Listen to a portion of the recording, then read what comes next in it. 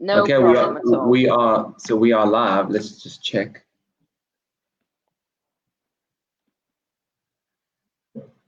Yeah, there we are. It's just started. So what we'll do, Barbara, we'll just wait maybe a minute or two, just for people to tune in, because we'll be able to see. Big one. Just started. Loud.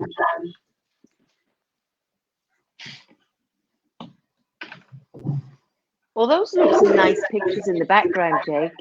Yeah, and some of I like kind of vintage and classic stuff, you know what I mean? So on my travels and whatnot, you know, and there's lots of wine corks. Hey, in the restaurant business, you got to know what you're selling, you know what I'm saying? Absolutely, absolutely. So welcome everybody. We're just waiting for some other people to tune in. We've already got 10 people online watching, so we'll wait a couple more minutes.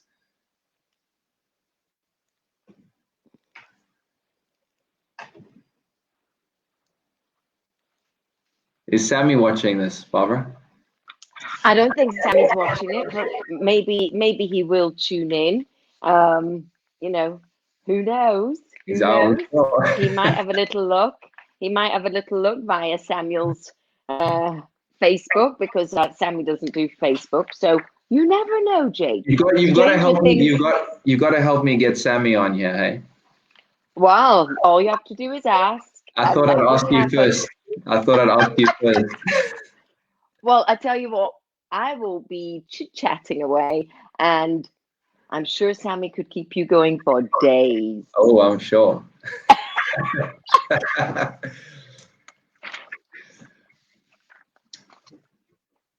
So what we got, Elion, Richard, we've got Emma, Andre, Josh, Daniela, Nicholas, they're all watching. Well, welcome to everyone. Barbara's in the hot seat today. I'm in the hot seat. With my hat to keep me cool. Exactly. So, Barbara looking fabulous as always. To me, one of the most beautiful and iconic female dancers on the dance floor, known for her amazing legs and feet, and the way she just used to seamlessly walk on water all over the floor. And she hasn't lost that in her beautiful cowboy hat. In my aging years, I haven't lost it. That's very kind of you, Jake. I didn't say that. Barbara, you're like a fine wine. You only get better with age. Oh, you're too You've been living in America too long.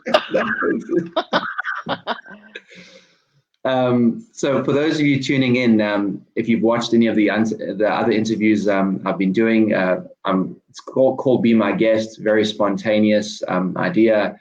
I just watched a lot of interviews and saw people doing things online, and I just thought, well, you know, that's good, but I would ask this, or I would want to know that. So that's a little bit how it started, and it's quite a few people seem to be watching and appreciate it, which is nice. And like I was saying to Barbara off the air, I think it's always nice to get to know these famous figures and icons and legends, teachers, judges, friends in a different way, because, you know, for many of us or those who are less fortunate and can't have lessons or can't afford it or can't travel, I think this is a great way just to kind of, you know, pick the brain of a legend and, you know, get to know a little bit on the more personal side, like what their favorite food or drink or whatever is. So that's my intention.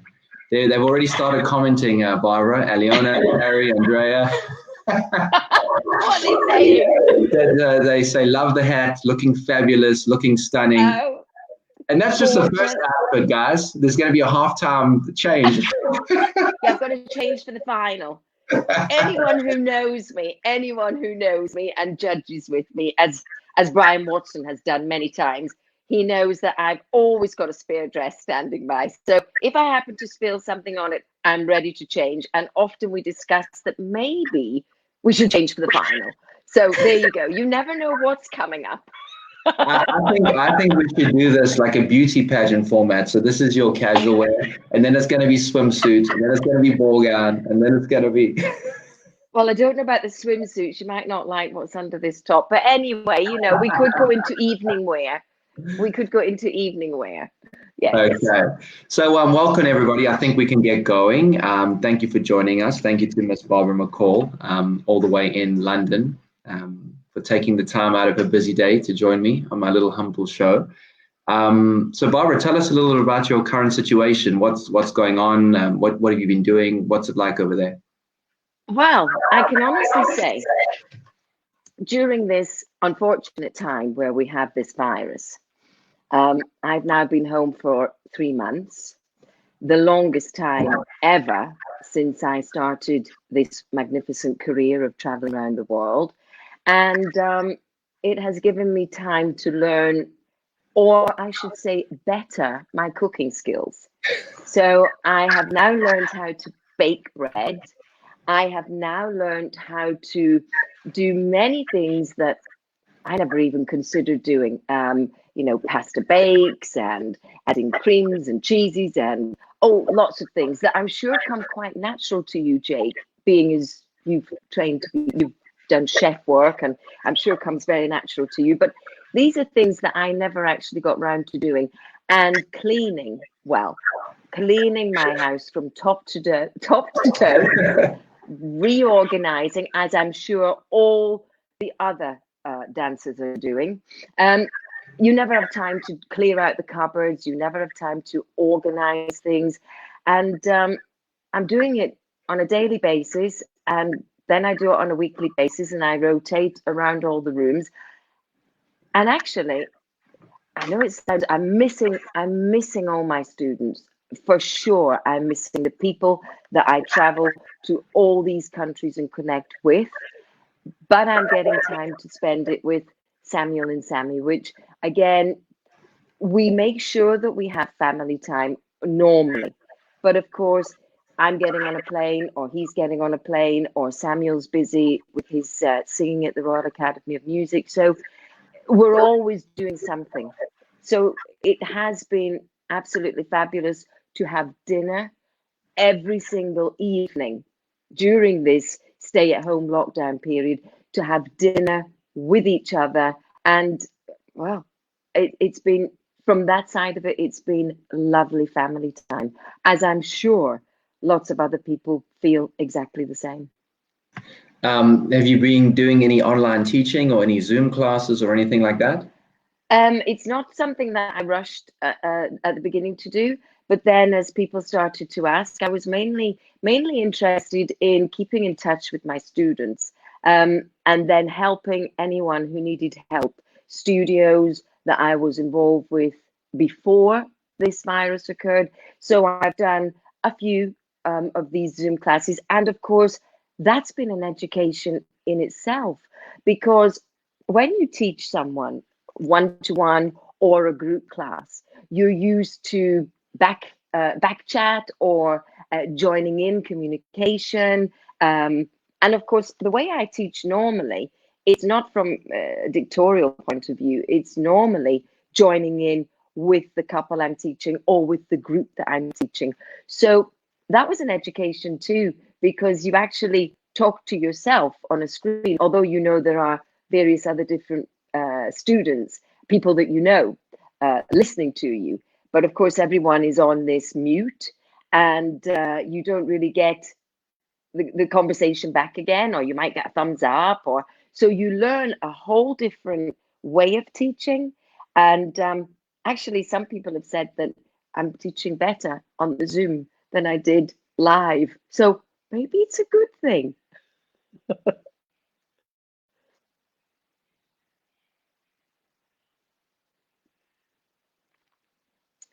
So I seem to have lost connection. Yeah. Maybe you've just gone for a moment. Can you see me? Oh, there you're back again. Oh, there we go. Yes, I can see you now. So, I lost you there. So I was just chatting away myself. No problem. So I don't know if you heard me, but I said that I have a little format that I kind of, loosely stick to. So we're going to start and go straight for the juggler. Who is Barbara McCall? Wow.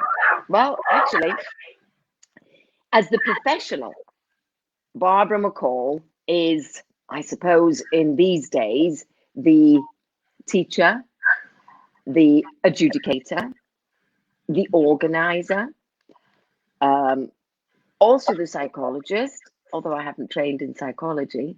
But Barbara McColl wears many hats.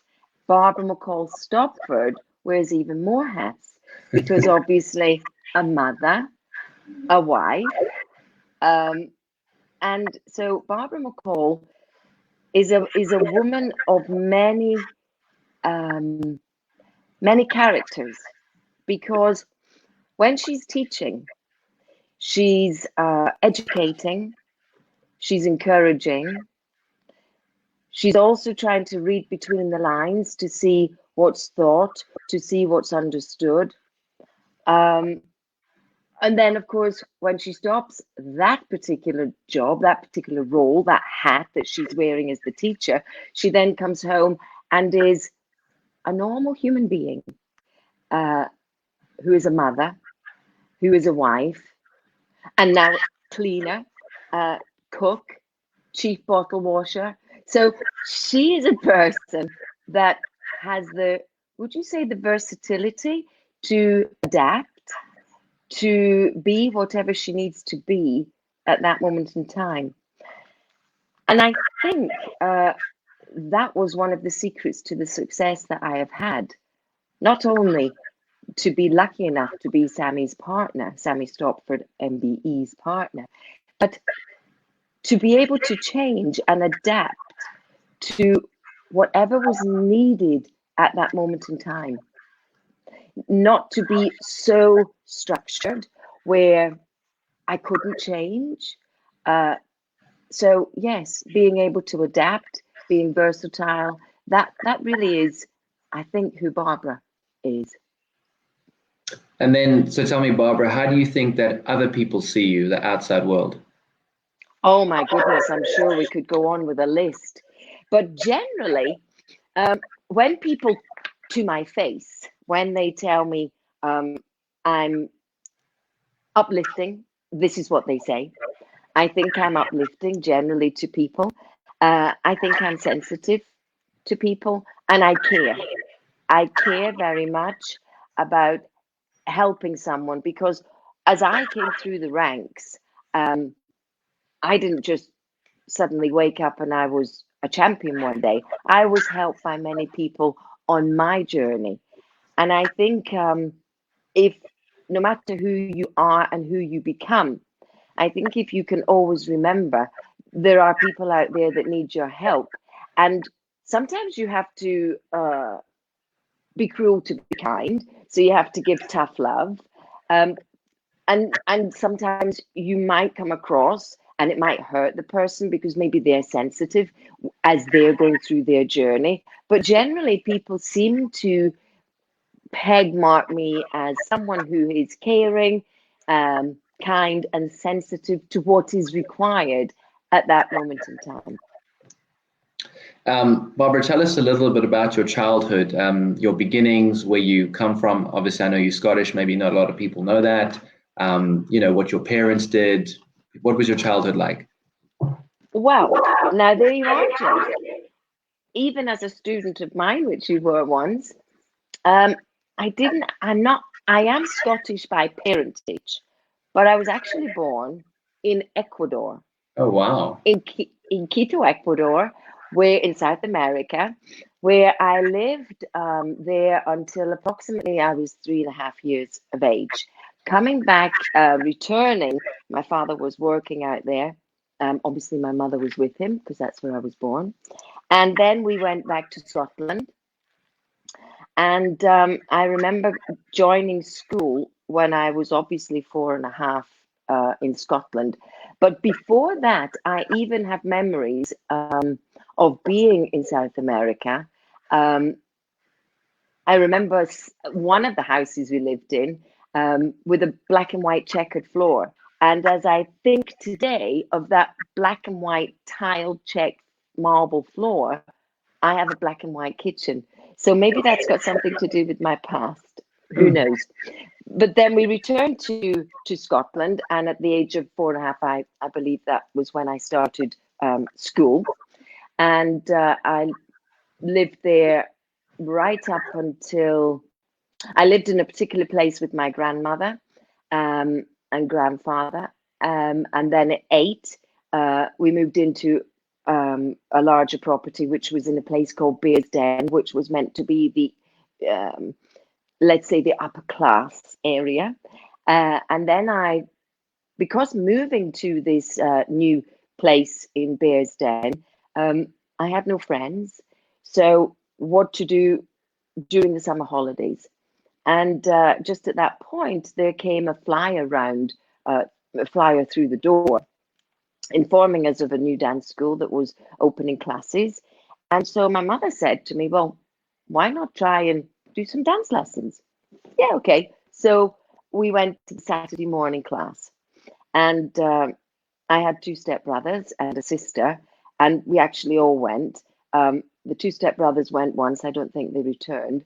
And then my sister and I continued, and then eventually she stopped. So I started at the early age of 8 in the Warren Brown and Aileen Turner School of Dance in Bearsden. And I can remember it was fabulous. I used to do deportment classes, meadow classes, and then you used to go to the event where you would get the medal presentation, and it was wonderful. I absolutely loved it.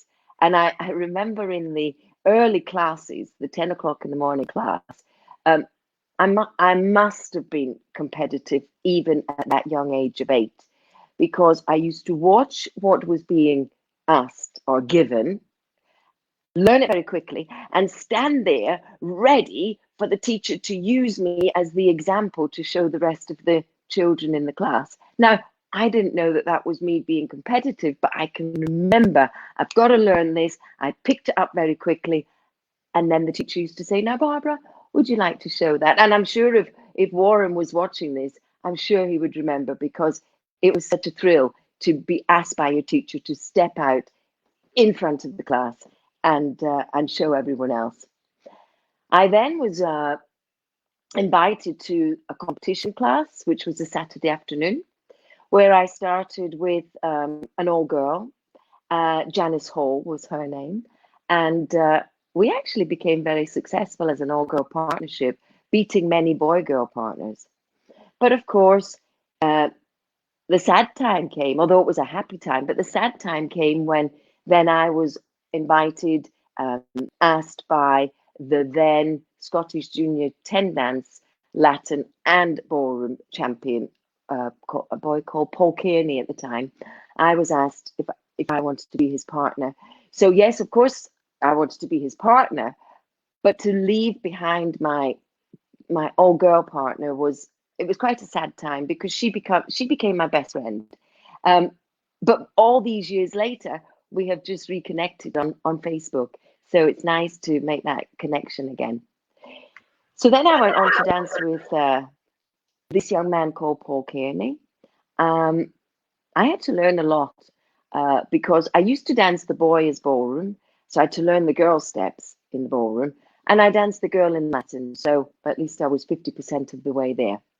And I moved to his school, which was the Harry and Helen Rollins School of Dance, which was in Cumbernauld in Scotland.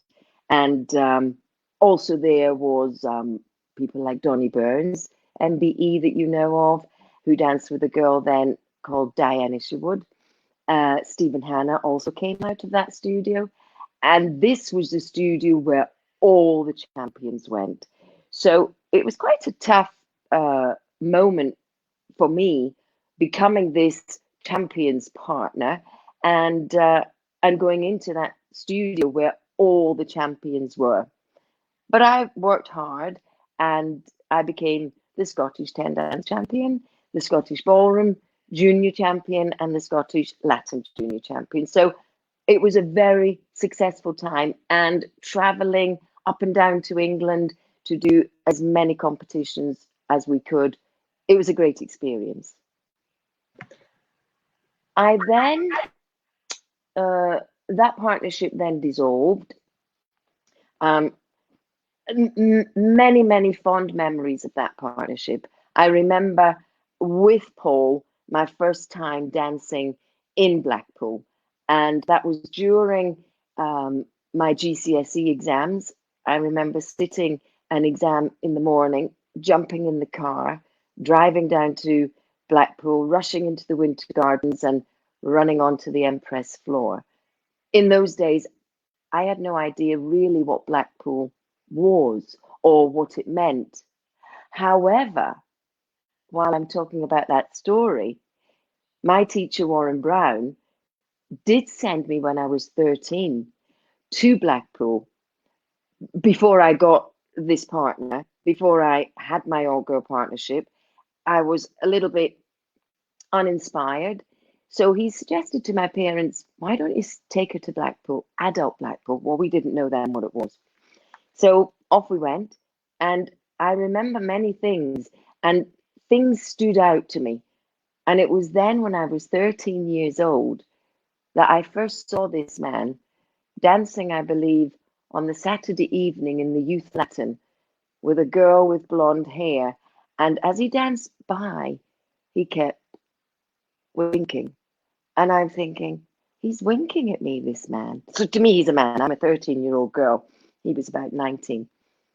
And his name was Sammy Stopford. And I said to my mum, Sammy Stopford's just winked at me. No, she said, I think he's got a twitch. So that was my first viewing, or my first initiation into Blackpool, seeing Sammy Stopford. Little did I know at 13 that I would dance with him many years later in 1984.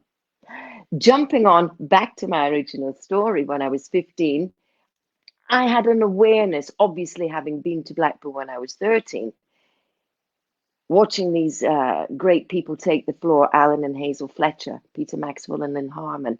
I think they were still amateurs at that point. But being 15, walking on to actually compete in that floor, just after a GCSE examination in the morning, I was actually dancing ballroom.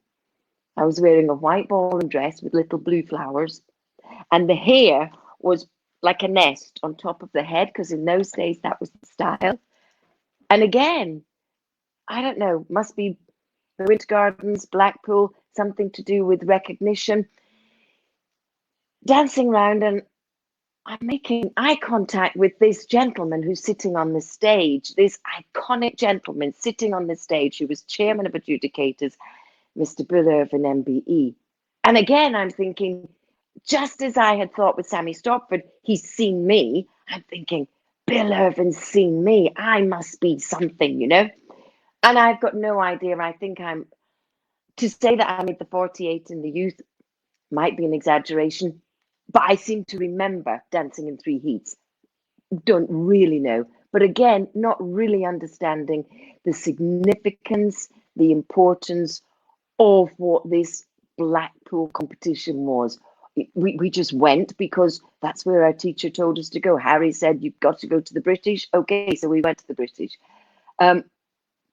Then dancing with several partners after Paul, Stephen McFarren being one of them, had great laughs with Stephen. My trainer then was a man called Paul Beaton, because that's where Stephen had gone. And then there was also another Scottish gentleman called Graham Love, who again I have made contact with, who works for British Airways. So he has, I've never seen him on the plane, but again, I made contact with him. And Alan Winter from Denmark, dancing with him under the direction of Paul Beaton. So learning, being around different people, and then coming into contact with, having split again from these wonderful partners, engineering or even manipulating, had to get a new partner. So I kind of just walked right up to one guy who was from England and said, you're dancing with the wrong girl. And he was a little bit like, what? And his name was Kevin Rawcliffe. And I said, no, you need to be dancing with me, and with me, we could do great things. Next minute, I was moving, because at that time I was working in a life assurance society called Equity and Law. And I got a transfer, asked my boss if I could possibly transfer to Manchester for my dancing. So that's what I did. Danced with Kevin Rawcliffe, became one of Sammy Stopford's students. So now I'd seen him at 13. Now I was one of his students. And it was the most wonderful experience learning from Sammy. And at the time, Shirley, they had just newly got married. So living in Manchester, away from home, quite an experience with a new partner again. And 2 weeks later, after forming that partnership, we did go out and win our first competition. Can't really remember the name. But then all these different partners, I did dance with them in Blackpool. But nothing ever really stood out to me. It was a great experience going to Blackpool. You in those days, because I wasn't one of the top dancers, you went to Blackpool for experience, not realizing that Blackpool was the place that developed your endurance. Blackpool was the place that made you stronger. Blackpool was the place where you got a broken heart. Blackpool was even the place where it got mended again. So not understanding all this, because obviously on your journey, you're doing it. You're not thinking about it, you're just doing it. But again, I remember in 1983 dancing in Blackpool, and it was what was called the British Clothes Championships, which are called the National Championships now. But I remember dancing there and coming off the floor and saying to my dad, they're all looking at me. And my dad said, well, of course, it's an audience. They do look at you. No, they're all looking at me. People are talking about me. Well, that's what happens. No, you don't understand. And little did I know that people were talking about me. People were planning what could be my future. And those people were Sammy Stopford and Nina Hunt. Sammy had said that that's who would fill the shoes, because at that moment in 1983, at the end of 83, the beginning of 84, the partnership of Sammy and Shirley dissolved. And I was so fortunate, as well as flabbergasted, that Sammy should call me and explain what had happened and then ask me to be his partner. So in 1984, the new partnership of Sammy Stopford and Barbara McColl was formed, and 16 weeks later, we took the floor for then the British Championships. So it was quite a journey, having seen Sammy in all those years ago when I was 13, and then in 1984, walking onto that ballroom floor, that Empress Ballroom, and seeing and being the to-be champion that I had seen all those years ago. It was like a fairy tale. So, Barbara, what was it like dancing with Sammy? Wow. So I first learned, if you say learned, how to deal with Sammy as one of his pupils.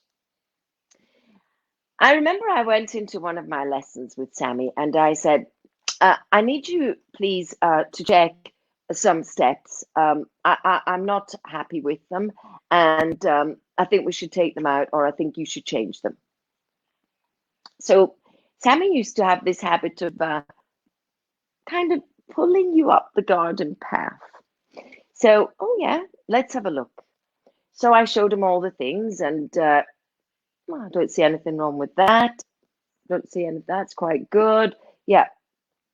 And so I learned, actually, it's not what you felt, it's how it looked. So as a student, I learned from Sammy that it's how it looks, because you're judged on the look. You're not judged on the feel of a step or the feel of a movement. So I never forgot that, because it was put to me in such a way that, let's say, I didn't forget it. So I thought my opinion was important, but the opinion of the person with the knowledge and the opinion of the person with the eye was much more important than my opinion, the dancer, with the least amount of knowledge. So rolling forward, when I became Sammy's partner, I had a huge job to do. Although secretively, I had no idea of the job in hand. Because as an amateur, as a junior, as a youth, as an amateur, you were confident. I was confident. I didn't walk onto the floor thinking or worrying about what I didn't know. I just went on the floor with who I was, as I was, and to the best of my abilities to do what I knew, not to worry about what I didn't know. So Sammy, obviously being a wonderful teacher and trainer of many, many champions, he obviously knew the best way to deal with what I needed to know, and not to, how can I say, not to bombard me with all the technical knowledge that I obviously did not have. So all I did, really, this sounds a little bit strange, but do what I was told to do. Because if I had to think about it, analyze it, question it, reject it, it would have taken twice as long for the process. And so I was given information. Sounds like I was the perfect student, but I was given information and I just got on with doing it. The most difficult thing for me to do was to isolate. I had no idea how to isolate different parts of my body, move. I couldn't. So I stood in front of a mirror and I tried to move my rib cage, and it was so destroying because I just could not do it. And then suddenly one day it clicked and I could move.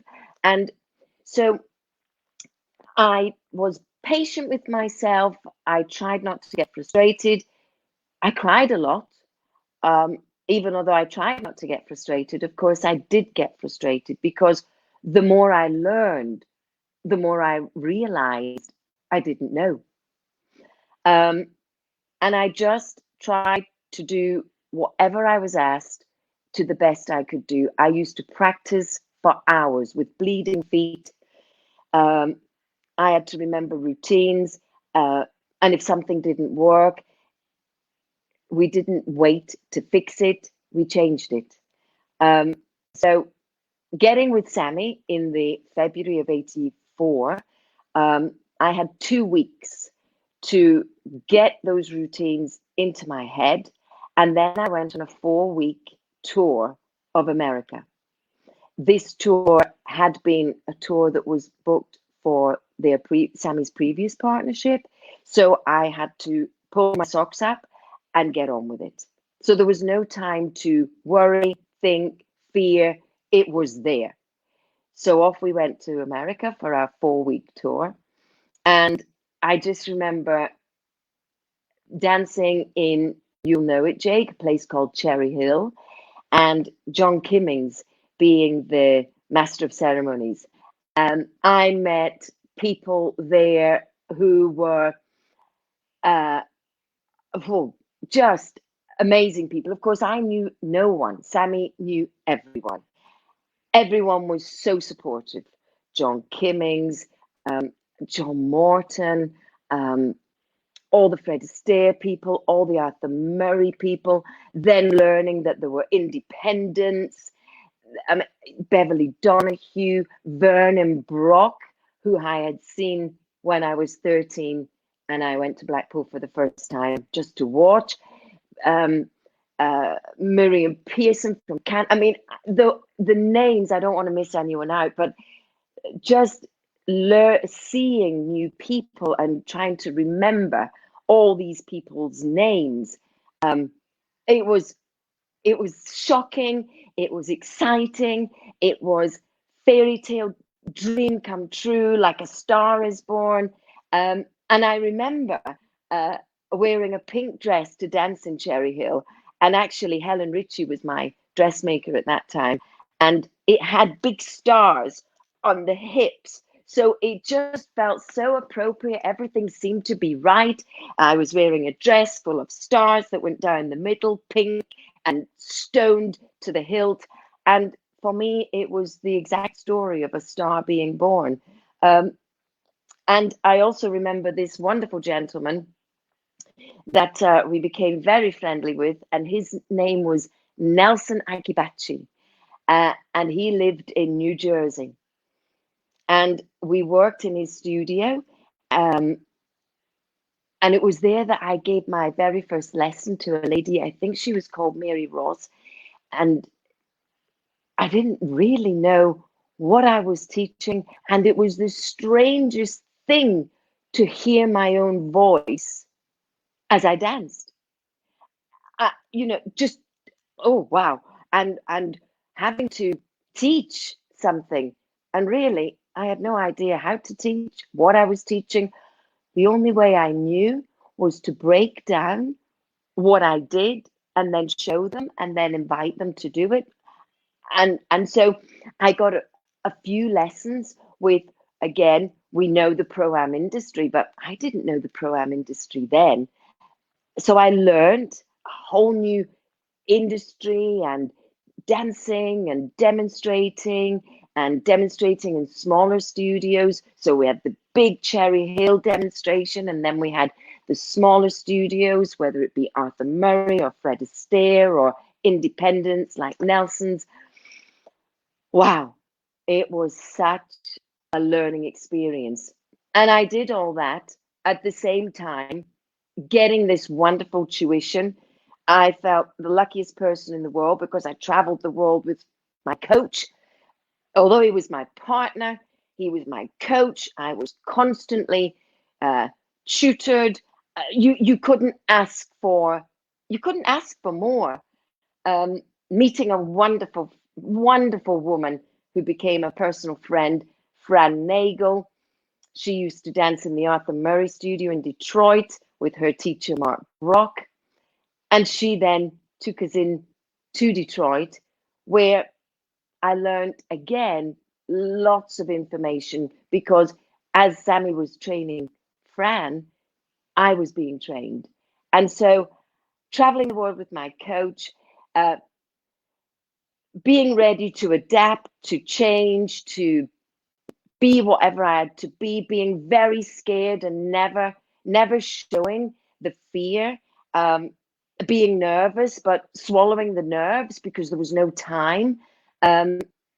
Yeah, Jake, being Sammy Stopford's partner was like, I suppose, riding the Big Dipper in Blackpool, or going on any roller coaster. There were slow, and then suddenly wham, and it would, it was the fastest time of my life. I wish I could relive it all again, because many things I remember, but many things I've forgotten. I wish I'd videoed it. I wish I'd taken pictures. Yeah, being Sammy Stopford's partner, Jake, was and still is like a roller coaster. So Barbara, obviously you've had a very long and successful career, right from the beginning up until professional. What for you would you say is your biggest accomplishment that you achieved in your dance career? And that doesn't necessarily have to be a title or a result, but just for you on a personal level, what's been your biggest accomplishment? Wow. Now that is a question and a half. You could, wow. Let me just take a moment. The biggest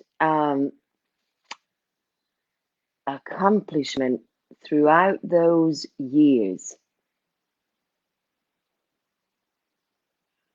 Well, I have to tell you a little story. I don't know if it's the biggest accomplishment, but obviously, going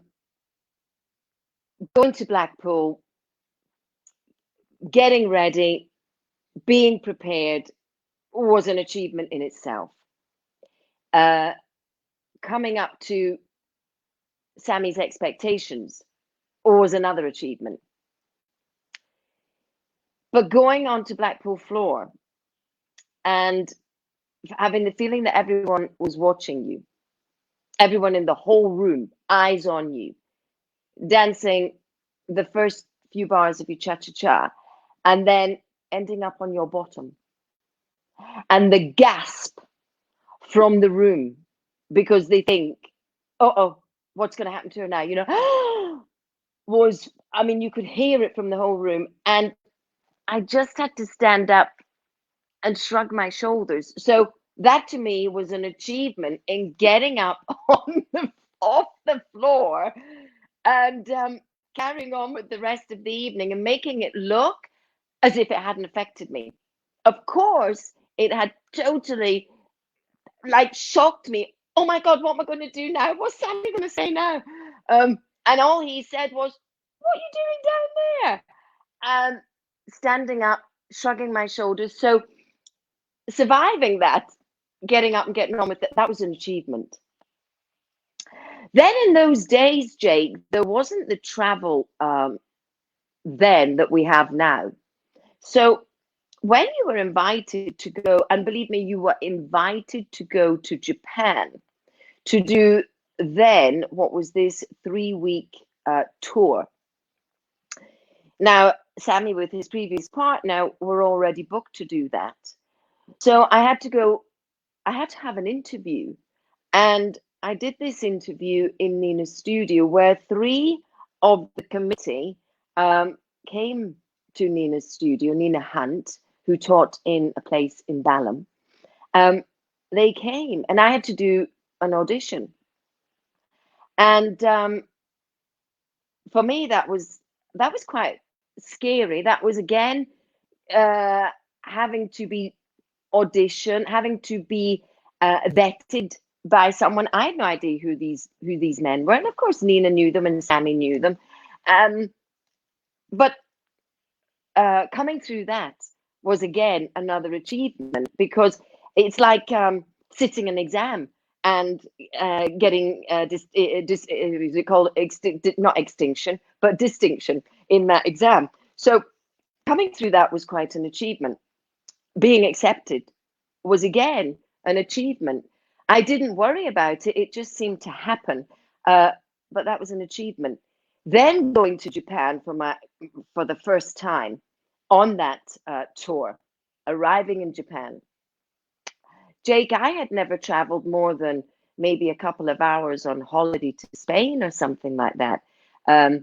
Other than that big trip to America, which was maybe a 7-hour flight. So here I am on a 13-hour flight, arriving in Japan. And then Sammy says, let's go to the studio and we'll have a little practice. And those of you who know Sammy, he obviously knew what he was doing because he's not normally one to volunteer to practice. But nevertheless, off we go to this Japanese studio and we have to practice. And I put my shoes on and we start dancing. Well, Jake, my legs were still on the plane. But of course, Sammy's flown before, so he knew what he was doing. Jake, I had no balance. I had no, I couldn't stand up. I couldn't do anything. So this was shocking to my ears because really, I'm going to put it much nicer than it was put to me.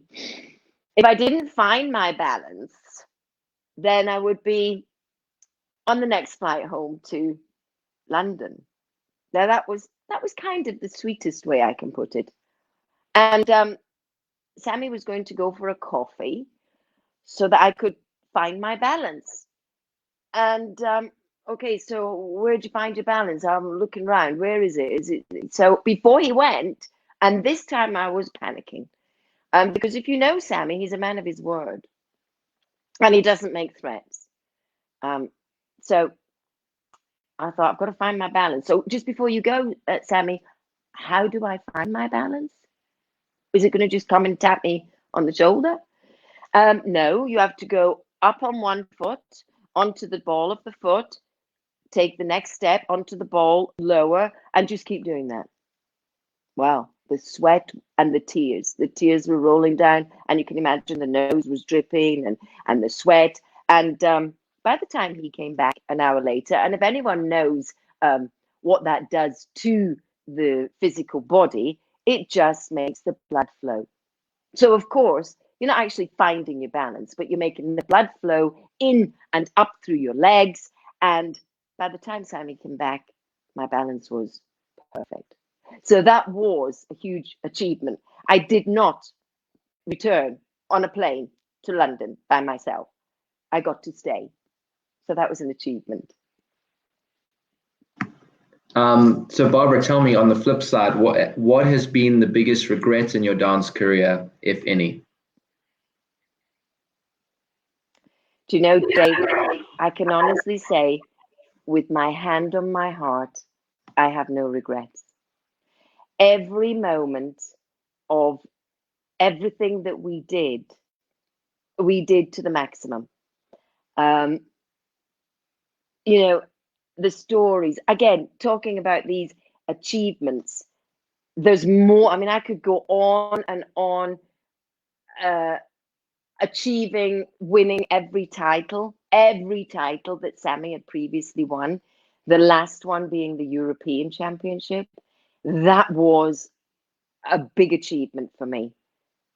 Regrets? I don't have any. I'd do it all again, exactly the same way, without a second thought. So Barbara, do you have any, or did you have any other major influences in your dancing through your career, like people that molded you, sort of teachers and styles and things like that? There was only Sammy. Wow. Because I know that sounds, I know today they have psychologists and mentors and this and that and whatever, but Sammy was his own man. He had been taught magnificently by a man called Bob Dale when he started, and he had the wonderful guidance and development through his career, again, from another man called Bobby Short. He used to go on the Bobby Short circuit, which again, when you hear those trips with John Kimmings and the Welshies and huge names, and they all had great times on those tours. But Sammy was his own man, and really, I have to say, I just listened 100%. There was no outside influence. I think the first time that I had an outside voice who was exceedingly helpful, but it wasn't for dance. It was after I had torn my cartilage, which I didn't know that I'd torn it in the November at the national championships. I actually rondéed into Alison Fulham. And when I came off after the rumba to dance the paso, I actually couldn't straighten my leg. Anyway, as a dancer, suck up the pain and just carry on. I then met two wonderful people. Actually, Bobby Irvin, MBE, sent me to these people, Margaret and Dimitri Papoutsis. And Margaret looked after my knee, realigned it, and everything seemed to be fine. But I went on a regular basis to Margaret to keep this knee in good position. But I didn't know then that I had torn the cartilage. And then 1 week before that, following May, the British Championships in May, I had gone, if you like, it happened in the November.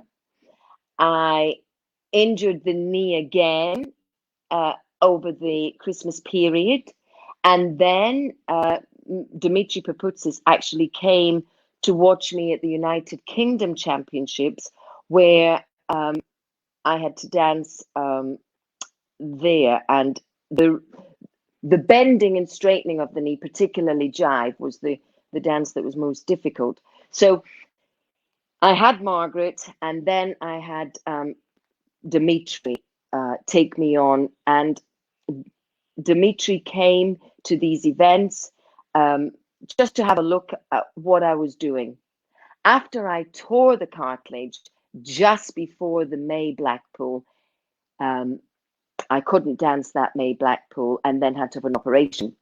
So after that, Dimitri took me on full time, realigning the body, making sure that the muscles were correctly positioned to control from the hamstrings to the quadriceps to control this knee, because I also had damage to the cruciate ligament. So I learned a lot from Dimitri and Margaret, but particularly from Dimitri Papoutsis, all about the workings and the mechanics of the body.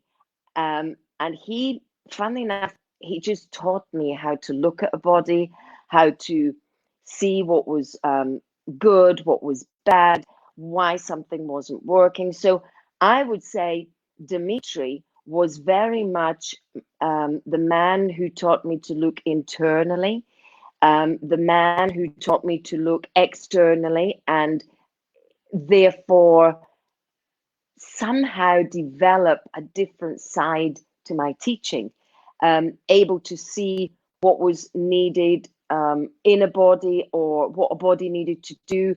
Again, sending many of my students to the Papoutsis, Mr. and Mrs. Papoutsis, to develop their bodies. So Sammy was the only voice, as much as I had fabulous teachers. Sammy was the only voice that I personally listened to, because as he would discuss with them what was needed in the routines, I would just follow the instruction to my part that I was to play. So Sammy was my voice. Sammy was the person that I listened to, but I did develop a very big side of my teaching and work that I then later achieved with Mr. Dimitri Papoutsis. So that's how I would say. Barbara, what is your definition of success for you? What defines success? Well, I think success is always defined not by where you finish, but from where you started. I think success is very much, it's great for me to look and see that I won the British, and I was very successful in winning the United Kingdom championships, the international, and as I said, Canadian Open, United States of America, all these wonderful titles. But for any young dancer, there are only a handful of those successful people. And I believe that success is determined where you started to where you finish. People might define success just getting through an event that they were so nervous to take part in. That might be success to them. So I think for me personally, you know, Jake, I have, in my opinion, been the luckiest person in the world, because I feel that I've had success upon success upon success, and long may it continue, because I don't feel I'm finished yet. I feel I want to take that success and help guide the people who I teach. So I'm not so sure I could define success, but all I can say, Jake, is I've had it. And that doesn't mean that I am putting myself up on a pedestal. It just means that I feel so lucky. I achieved more than what I even could have imagined. And Barbara, tell us, was there a really difficult or dark moment in your career where you thought about stopping, or there was a real low point that you can think of, if any? And if so, how did you continue? What motivated or made you continue and push through? Well, it's very funny because having gone to that 1983 national, what we called closed British Championship, I had at that time a very successful job, and I actually thought, looking at that, or lack of success, if you like. I mean, I didn't make the final. I didn't make the semi-final. I don't even know what I did make. Maybe it was the second round. I don't remember, but I know I wasn't in the final. So I actually asked myself how long I was going to continue to try to become a success in the dance industry. Again, I didn't know how vast the dance industry was. But in 1983, I actually came back from that national championship with this: I need to address the situation. Because at that same time, in my work, my boss, a man called Mr. Burns, funnily enough, he was thinking of sending me out on the road as a sales rep. For life assurance, because he felt that I was doing a great job. So I was at a little bit of a crossroads, and call it destiny, call it the universe coming knocking on my door. That's when I got the phone call from Sammy Stopford at the office, asking me if it was possible to meet, to have a chat. Now, believe me, your teacher doesn't call you up at the office and ask for a chat. So what was all this about? And my partner at that time was Alan Winter, who actually used to say to me that I wasn't very dedicated. He believed that I wasn't dedicated enough. And that's probably because he felt that I was asking myself this question: how long should I continue to try to become successful? And of course, phoning him up and saying that I was actually going to stop the partnership, he actually he believed, okay, he was right. I didn't have it in me, the dedication to become a success in dancing. And then breaking the news to him, because he needed to hear it from me first, that I was going to dance with Sammy Stopford, he actually didn't believe me. He actually thought I was, I think, away with the fairies. So that was a moment in time when I wouldn't say it was a dark time, but it was a crossroads, and destiny came knocking on my door to keep me on the path that maybe I was destined to be on. Later on, as I said, going to Japan for the first time, being alone with this man, Sammy Stopford, who was wonderful, who knew exactly what to say, how to teach me, what to get me to do. I mean, it was fantastic, and the learning curves, but it was also scary because he was my teacher. It wasn't as if I had grown up with this person, as many partnerships do, and then they go and travel the world, or people fall in love and they become partners and then they go and travel the world. I was actually in Japan with my teacher. Even although he was my partner, I was still on the starting block. I had no experience. And I remember Nina being there, and I remember doing these 4-hour lectures where I had to listen intently on everything that Sammy was saying, because I never knew what he was going to ask me to do. I never knew what my role was. I just had to be ready to do whatever was needed. So that was a very trying time. And coming back from that 3-week tour of Japan, I actually had to take a bit of time off, and and really think, was this what I had hoped for? Was this, because it was scary traveling around the world with this man, Sammy Stopford, a great, iconic, phenomenal Latin American dancer. But I felt a little bit lonely because it was just me and him. And I remember taking time out, because the good fun part about that trip in Japan, as I say, we had Nina there, Nina Hunt, and we had Michael and Vicky Barr, and then Richard and Janet Gleave. And I sat with Vicky Barr because I thought, I'm going to have to talk to someone.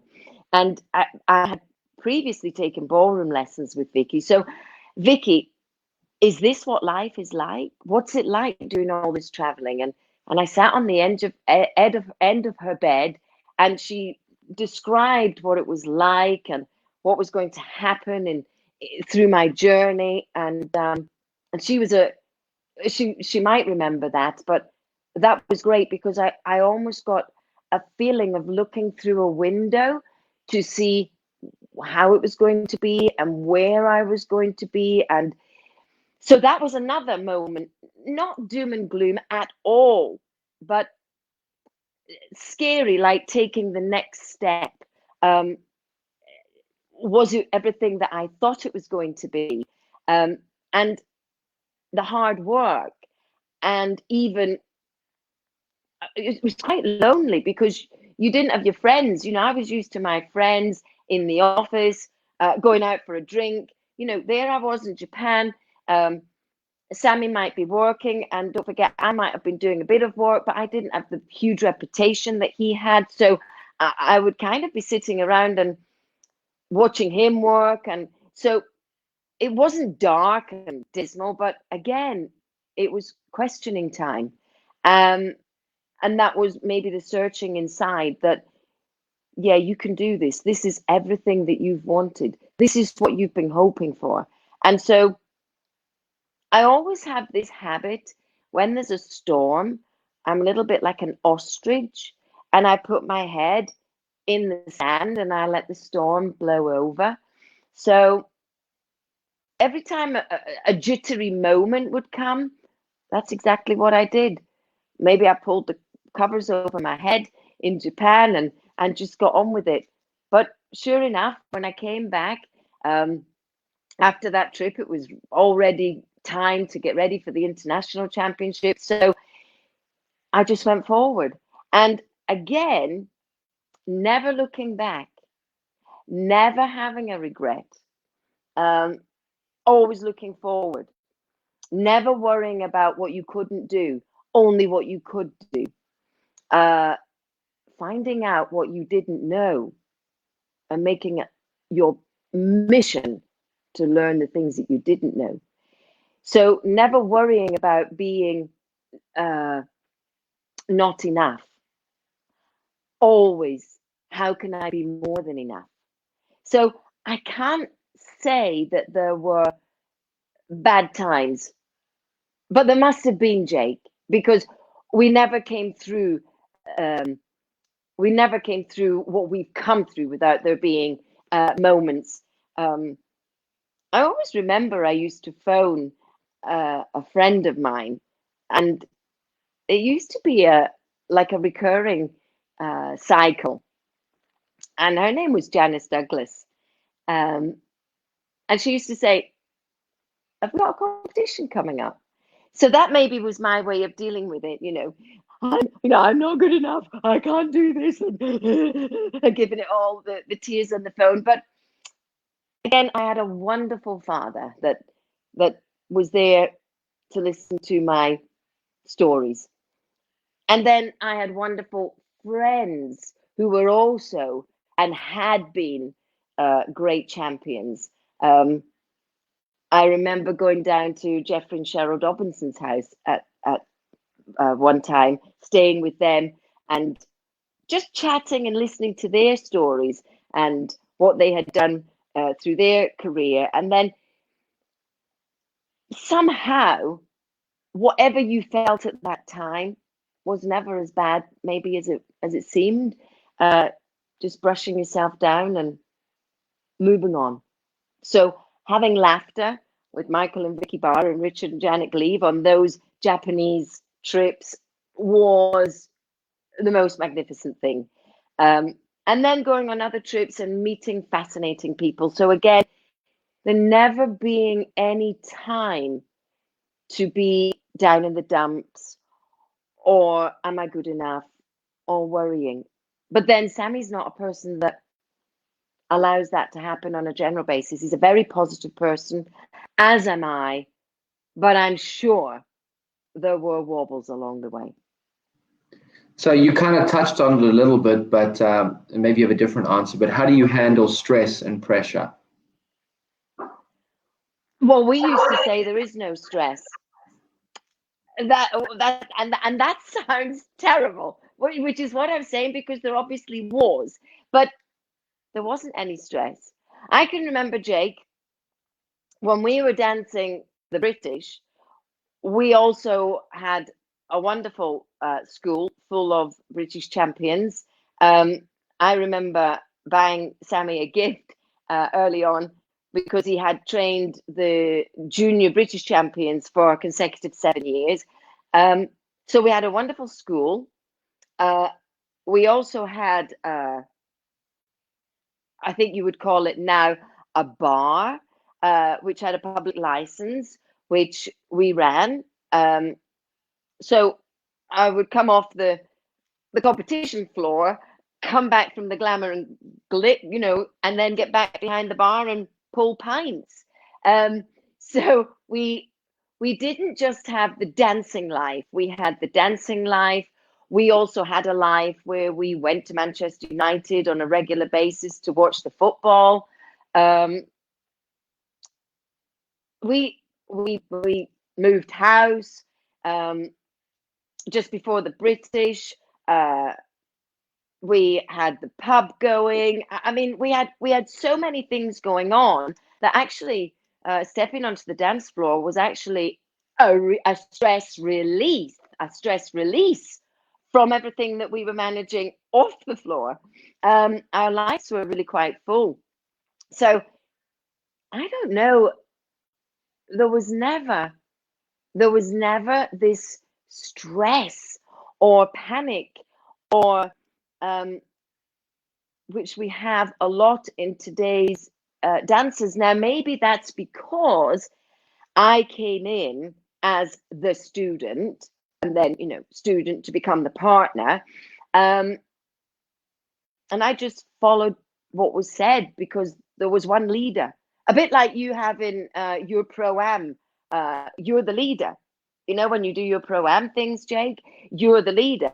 And the lady that's dancing with you, of course, she has opinions because she's not without years and she's not without opinion, but she actually follows what you request because you're the one with the knowledge. So I had the good fortune of having this man by my side with the knowledge.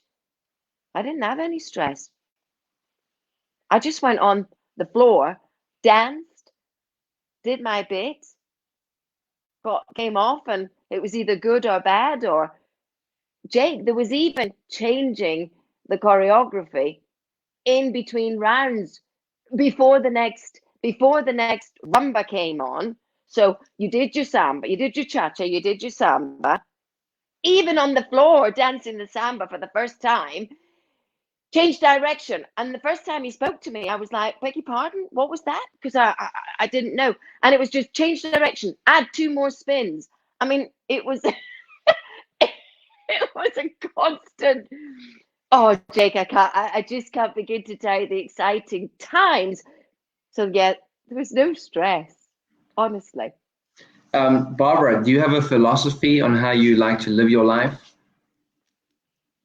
Well, I like to live my life, Jake. Do unto others as you would have done unto yourself. So I try as much as I can to be a decent person, to be a good person. That doesn't mean to say I'm without fault. But I do try to treat people the way I would like them to treat me. To have good manners, just to be polite. That doesn't mean to say that maybe I don't get it wrong, but again, do unto others as you would have them do unto you, and have a sense of humor, which I learned when I first got with Sammy. I couldn't laugh at myself.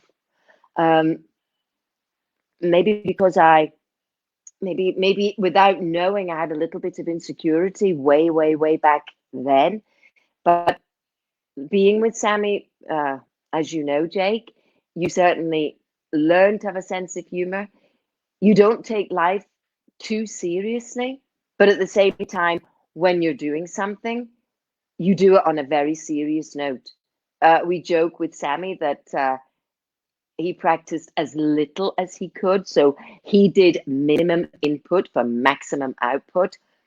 But trust me, Jake, when there was practice to be done, when there was something to be done, it was done immediately. Typical of Sammy Stopford. If you look at his inbox in his email, there are no emails waiting to be answered or read. So he does everything in the moment. So I suppose our philosophy in life is be in the moment. So Barbara, tell us, what, in your opinion, are your strengths and your weaknesses as a person? Wow. Immediately to say, I don't have any weaknesses, that would probably be the wrong thing to say. But I'm not aware of having weaknesses. My strengths are knowing, I suppose, knowing who I am. I think when you're young, you think you know who you are. But I think as you mature, you really start to know who you are. My strengths are being flexible, being able to adapt. Maybe a weakness would be that I'm a bit stubborn. Because even though I make it sound as if I followed everything that Sammy Stopford said, there was a time when I'd had enough. I knew exactly how to end the practice or the moment or get out of that which I didn't want to be in anymore. So yes, I was a great follower. So I suppose my strength, as is with most women, was manipulation. I was good at it. I didn't let it be seen. I never used it to take advantage of a person. But if I'd had enough of being told what I needed to do, then you know what? I would either put my chin out and give some defiant answer, and that would be the end of that practice. So I knew how to manipulate the situation. So I wasn't this walkover, you know. My strength is that I know what I'm good at. I know what I can do, and I know my limitations. And I'm not frightened to say, I don't know the answer to that. Let me call a friend, 50-50, call a friend. I'm not frightened to say I don't know. I'm not frightened to say, well, I've never heard that before. Actually, I can remember recently being in New York with Carmen, listening to Carmen. I find it fascinating listening to other people's lectures. I love listening to other people's lectures. And I was listening to Carmen and I'm saying, well, that is really interesting. And I got up and I tried what she was doing in the jive. And then I said, I'd never heard this before, Carmen. This is fascinating. I'm going to go back and tell that Sammy Stopford what for, because he never gave me this information. And she laughed. And then all weekend in the Empire State Championship, I would be there practicing. And they'd all look at me like, are you for real? And yeah. I came back and I said to Sammy, you never taught me that. That's because you didn't need to know, because you did it. Okay. So I suppose my strength is I'm happy to learn from someone. I'm happy to say to someone, excuse me, I don't know what you're talking about. Can you show me that? So I had a little chat with Carmen. I remember having a little chat with Klaus at the in Assen at the Dutch Championships, because I listened to his lecture and I hadn't heard something, so I clarified it. I'm not nervous to admit that, you know what, I don't know everything. In fact, sometimes I don't feel I know anything at all, but I know what I know, and I'm quite happy to speak to my fellow colleagues.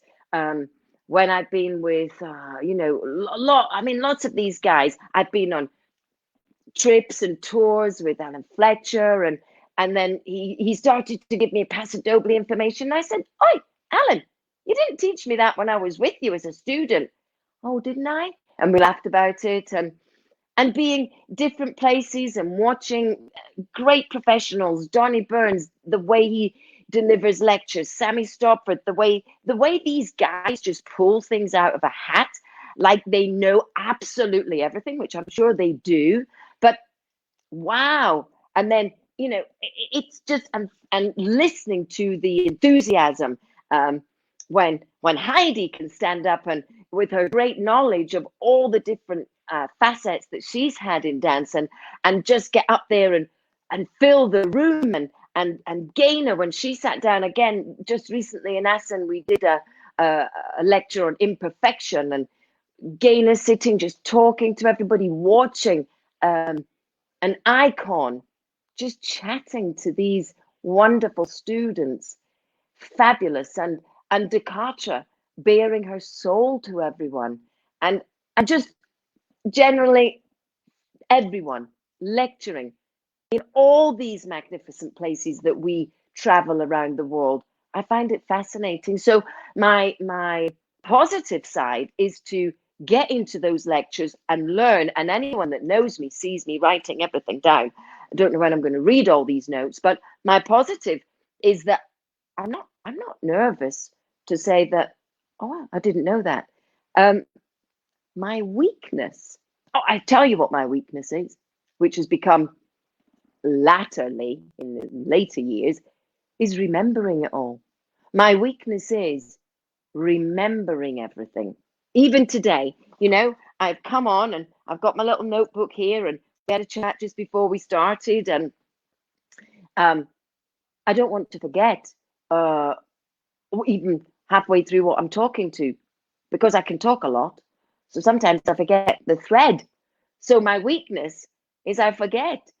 So, of course, I adapted to that.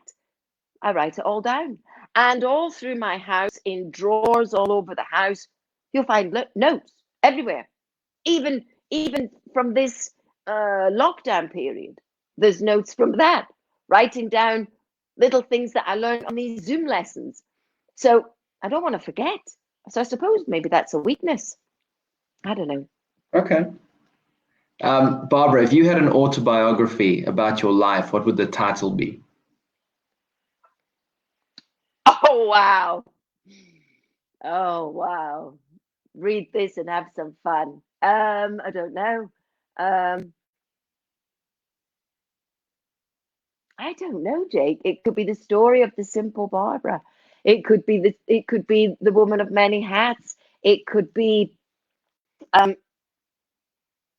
the adaptable female. It could be the fairy tale story. It could be no regrets, chance of a lifetime. When opportunity knocks, grab it with both hands. I mean, Jake, I could write lots of them, and they could all be named different names, and they would all look at the dance business and the learning curve. So yeah, we can write a series. Wouldn't that be great? Okay, so Barbara, what age would you say you were the happiest? All the way through my life. I know that sounds really cheesy. I'm happy now, Jake. Yes, okay. We could say I'm not happy because I'm in shutdown and I don't get to go out and see all my students, and I don't get to. but I'm actually happy. I'm happy on this phone with you, Jake, and rambling on as I do. I feel privileged. I feel honored. I'm delighted. I'm happy. Um, I did a Zoom class last night with uh, wonderful people. Oh, I felt like crying when I saw them all in the class, and then I wanted to cry uh, because we were finishing. Now, that wasn't tears of sadness. That was happy tears at having the good fortune to be part of their lives and sharing time with them. Um, an unhappy time in my life.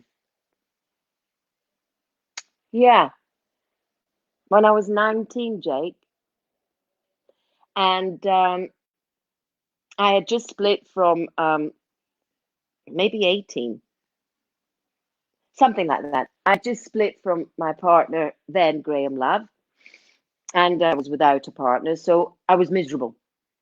There you go. I was proper miserable, but I didn't stay at home and sulk. I got myself to those competitions, and every week there was a competition, I went along. And that's where I walked up to this young man and said, "You're with the wrong partner." So even even at my most miserable, um,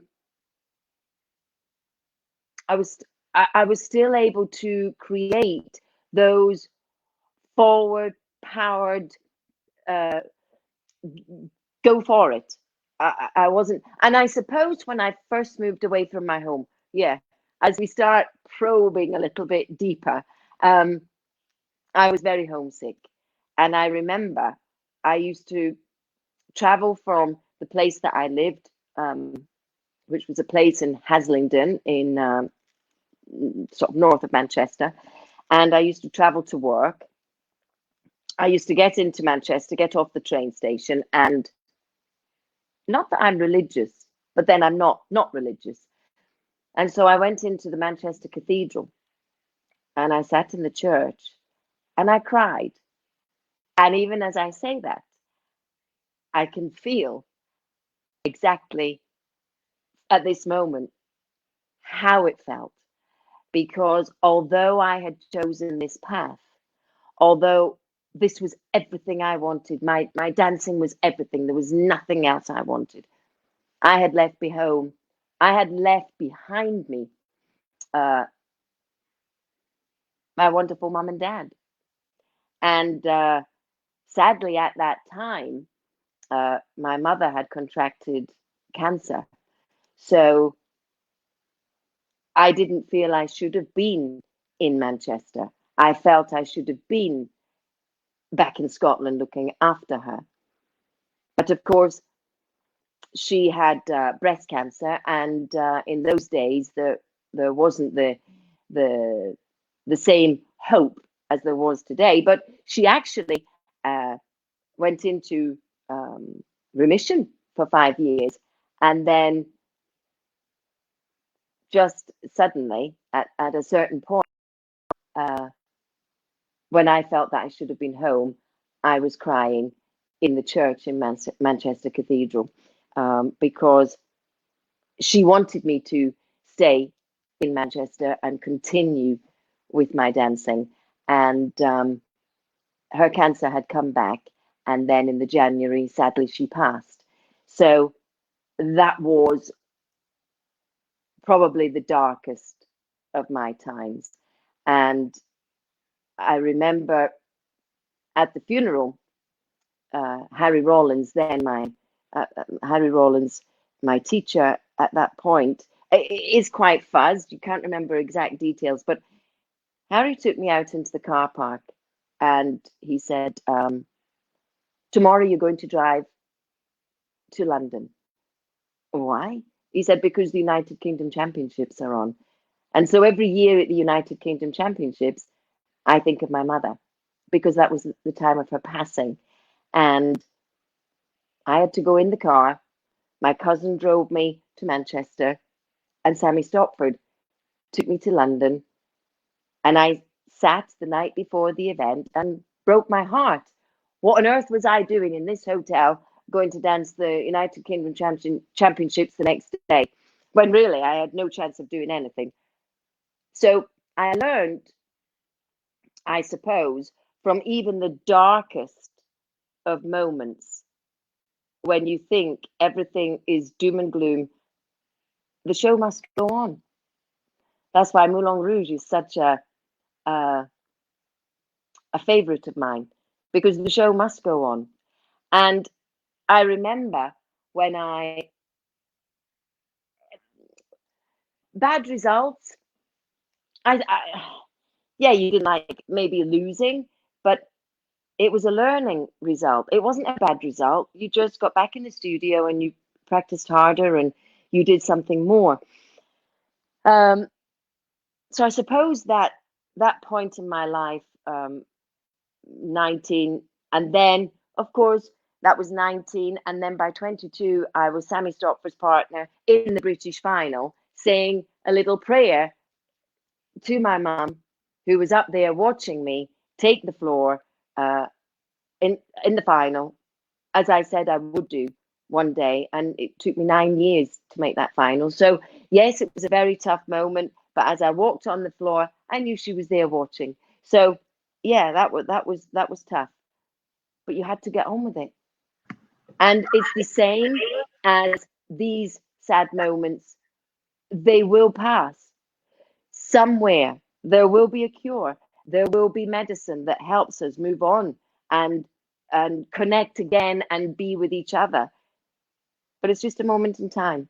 And it might feel like a terrible moment in time. It might feel very lonely for some people. Some people in the dance business, some people without the dance business, I feel they might be even lonelier, because I feel that our dance industry, it gives us stability, it gives us something to push forward, and dance always did that for me. I believe dance got me through the bereavement of my mother.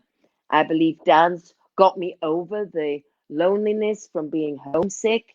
I believe that dance helped me laugh at myself. Dance educated me. I was never a musician, but dance taught me about music. I have my son now who is a singer. I'm learning more about music. Dance learned me even to help my son with English, because through dance you learn to be descriptive. It gives you a script, and it also helps you and teaches you that that script can change. So I believe that there weren't so many dark moments, but maybe there have been some. So Barbara, if I walked into a studio and saw you teaching a couple, what would I see and what would I hear? Oh my goodness, you'd hear the most crazy woman of all time, because I go into a different world. I can start being a little bit of a witchy woman and ask them, because I want drama.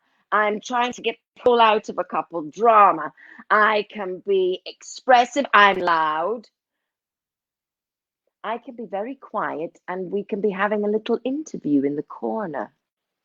And you could be thinking, what are they talking about? Because as I start to take on a new couple, I like to sit down and find out about them. I might shake their hand. That gives me an intuition from touch. Of course, nowadays we're not going to shake hands. I sit down and I might ask some, just like you're doing here, some questions. I might even ask what they were like at school.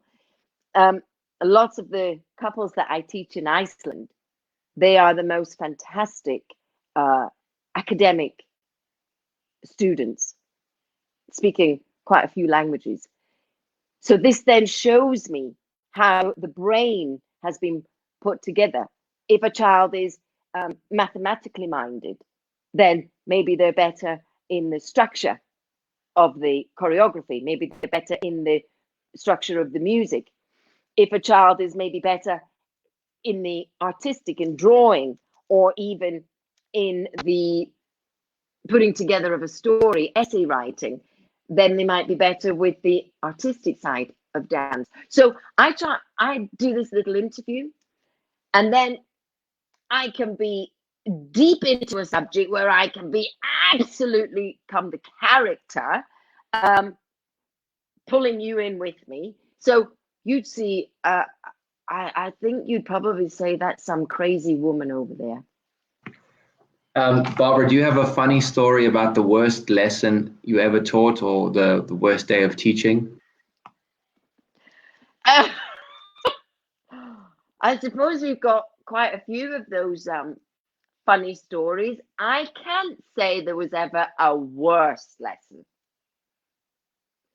I'm just trying to go through lessons, but I'm quite honest, Jake, as you might remember. And I'm not sure whether I should tell this story, but let's go for it. So I had a couple come in to have a lesson. And actually, this happened twice. And not always are people aware of hygiene. So in the Eastern Bloc countries, it was sometimes more difficult to get soap or deodorant, as we maybe took it for granted in the West.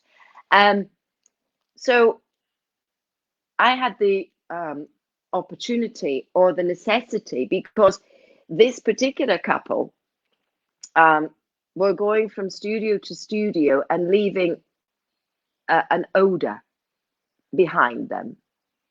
And when they came into the studio that they were having this lesson with me, the studio filled immediately with this odor. Now, that's not that they don't understand. It's just that it's maybe not important to them, or they don't have the facility, or maybe they've come out of one lesson to the next lesson, whatever. But I believed it was my job to be honest with them. And I believed that I had to very nicely help them to understand self-hygiene. So I did that with one couple. And it's not that I'm saying that the Eastern Bloc people are culprits of this, but I'm just giving an example that even in the West, not always did people think it was important to wear deodorant. And sometimes deodorant didn't help people, whether it's east, west, north, south. And also some people's diet caused them to have different odors. So I was honest, and maybe, well, I felt I was doing good. So they then never had this problem again. And wherever they went, they were always beautifully smelling. So they learned something. So I suppose, and it's not a funny story, because I believe it's a very important life lesson. And I always found it very important never to laugh at anyone just because of their ability, because you don't know, they might not be great at dancing, but they could be great at something else. They could be a CEO of a top company, or they could be the most fabulous composer of music. So I never really laughed at lessons. I'm trying to think. I can remember even myself smelling on a lesson, because when we used to wear the tan, it stunk. So I used to be apologizing for the smell before I did anything. So I suppose that's probably the most, not embarrassing, but the most difficult task that I've had to perform on a lesson. I can't really think of any bad lessons. So, Barbara, we're getting lots of comments from everybody. And Sammy says, this is why I never let her talk in practice, because she never shuts up. He's right. He's right. We have a question from Roman, and he says, first of all, you look stunning. The question is, what would you add to the dancing of years gone by when you competed to today's time? And then the opposite, what would you take from today and add it to when you competed? Hi, Roman. Lovely to see you again. What would I add to today's dancing from years gone by? I think when we were taught in our day, we didn't have the technology. So therefore, we possibly physically tried to do what our teachers were asking us, maybe delving more into our imagination to find out what was required, and therefore asking our teachers questions, because we had to learn more and do, experience firsthand what was being asked of us to do. So I might bring that from the years gone by, because I think that was a good point. Today, we have fabulous technology. At the drop of you don't even know when you're being videoed or who's videoing you. So we never watched ourselves on video. We only took the word of our teacher. That's how we bettered ourselves, by the teacher's eye telling us what was needed. That needs to rotate more, that needs to be bigger, that needs to be smaller. Maybe we were more accepting, less. I mean, I'm not saying that today's dancers are too opinionated, not at all, because I love the opinions that they can carry, but maybe being more accepting of the outside look. Maybe that's what I would bring from the past to today.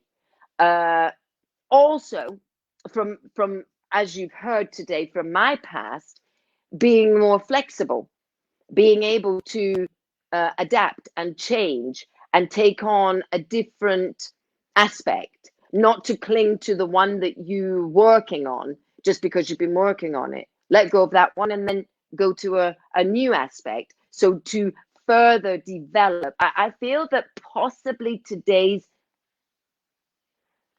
take more risk. Today's dancer,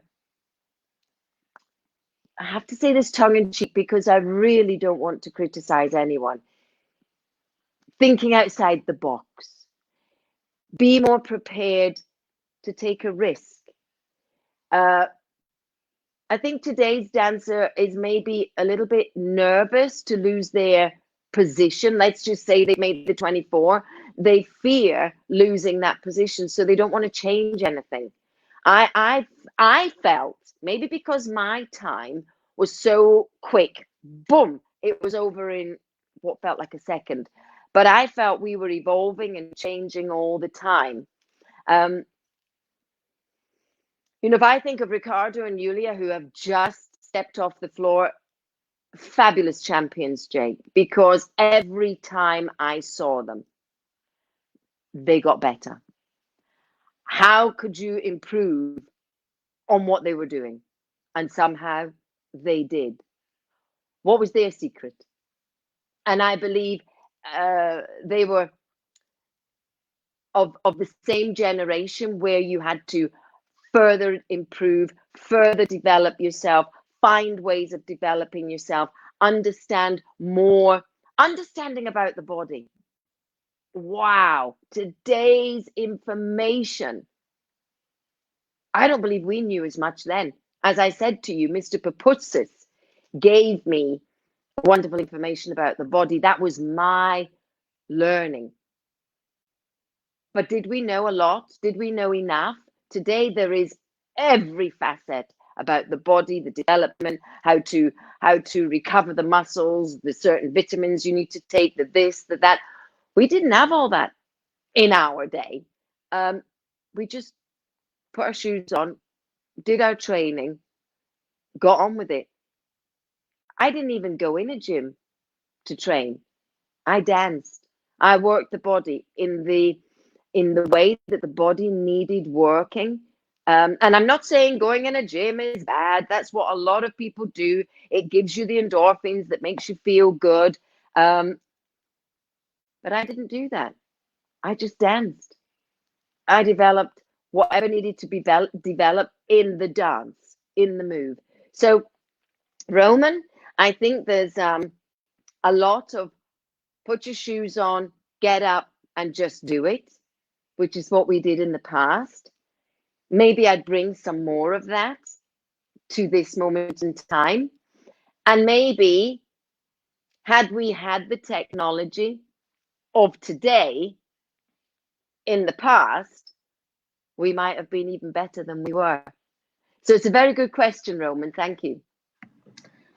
Barbara, do you feel that it's tougher for women in the industry? Absolutely not. Absolutely not. I don't feel it's tough at all. If I want to do something, I go do it. It doesn't stop me from doing it because I'm a woman. It doesn't help me. If I want to do something, Jake, I go do it. Now, I know some women feel that it's tough being a woman. I can't imagine that. For me, I am not an excuse maker, or I don't feel in any way threatened by a man. I don't feel threatened by a woman. That's because I am who I am, and I only am who I am, and I cannot be more than who I am. So I don't know how it feels to be a man, but I'm certainly not threatened in my industry. If you look at years gone by, lady who ran Blackpool was Madam Islet. She certainly had no problem being a woman. Nina Hunt, who was a fabulous trainer, icon of dancers, I don't think she had a problem being a woman. Bobby Irvin, MBE, well, what can I say? Bobby Irvin just stood there. I don't have this sensation at all. It's tough because I'm a woman. Not at all. In fact, I think it's advantageous. Barbara, what's your favorite dance? When I was a competitor, I always said, "Oh, I don't have a favorite," because then that meant if you had a favorite, then that meant there was a fault or a weakness in the other. I suppose I was always known for the rumba, which was the dance that became very special with Sammy and I, because we were known for the basic rumba at Blackpool, which might have been somewhere in the late 80s. And the basic rumba was made because, funnily enough, the music changed that year at Blackpool. Every year at Blackpool, you knew which music was coming, and let you into a story. Sammy even knew the orchestra leader, so he would be even more inside knowing the music that was being played for that evening.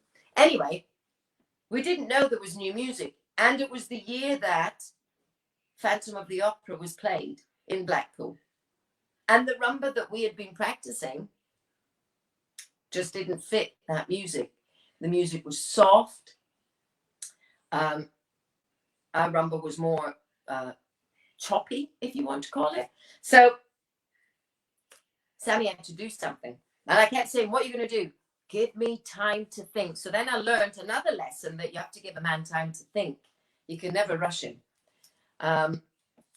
So we'd go out in the first round and hear this new music, and it just wasn't gelling with our rumba. And we went out in the second round for the rumba.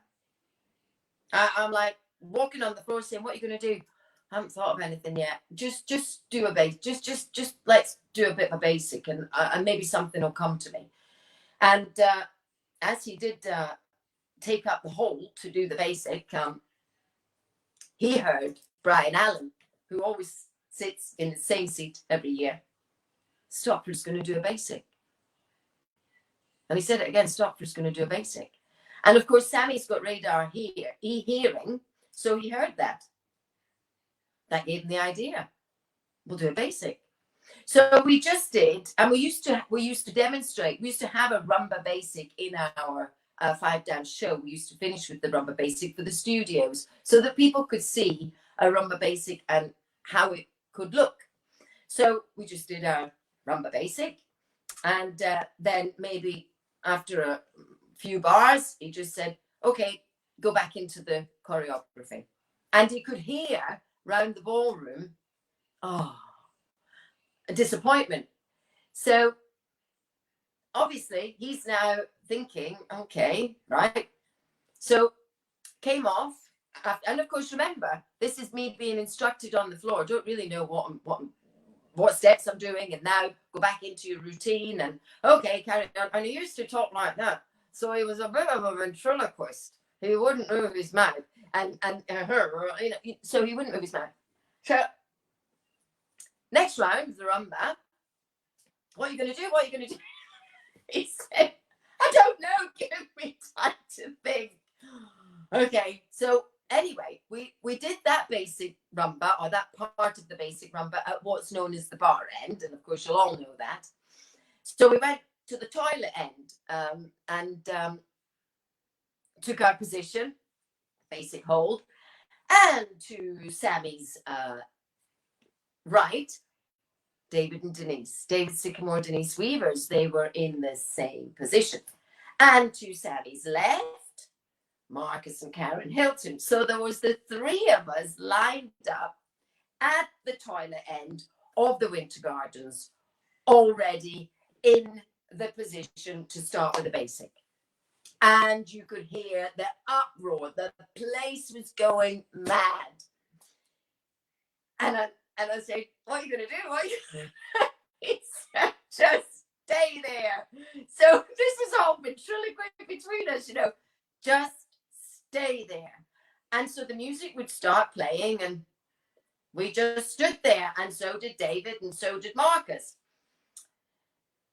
Eventually, David started to dance, and off he went into his choreography. And then Marcus, he started to dance, and off he went into his choreography. Because don't forget, you're in a competition. And so Sammy said, "Just stay there." So there we were. They were all dancing away. We're still stood there in our rumba basic hold. And he put me into a back basic. And then I danced the full length of Blackpool with him. Basic rumba walks, the full length, and you could see people running along the behind the chairs, jumping, keep looking to see what we were doing, because the roar and the screaming as we just about turned and danced. I did my forward basic and turned and did my rumba walks up Blackpool floor and ended up at the bar end. And that's all we did for that heat. Stand still and do rumba walks. And then as that night went on, the question for Sammy was, do we do it in the semi-final? Because don't forget, as is now, the dances are marked by single dances. So anyway, Sammy took the decision that he would dance the basic in the semi-final, because he said to me, "Well, you know, they could leave us out of the final because they might not like it." Okay, so I've got nothing to do with the decision making. So we danced the semi-final and we made the final, and we danced the basic in the final, and we won that dance.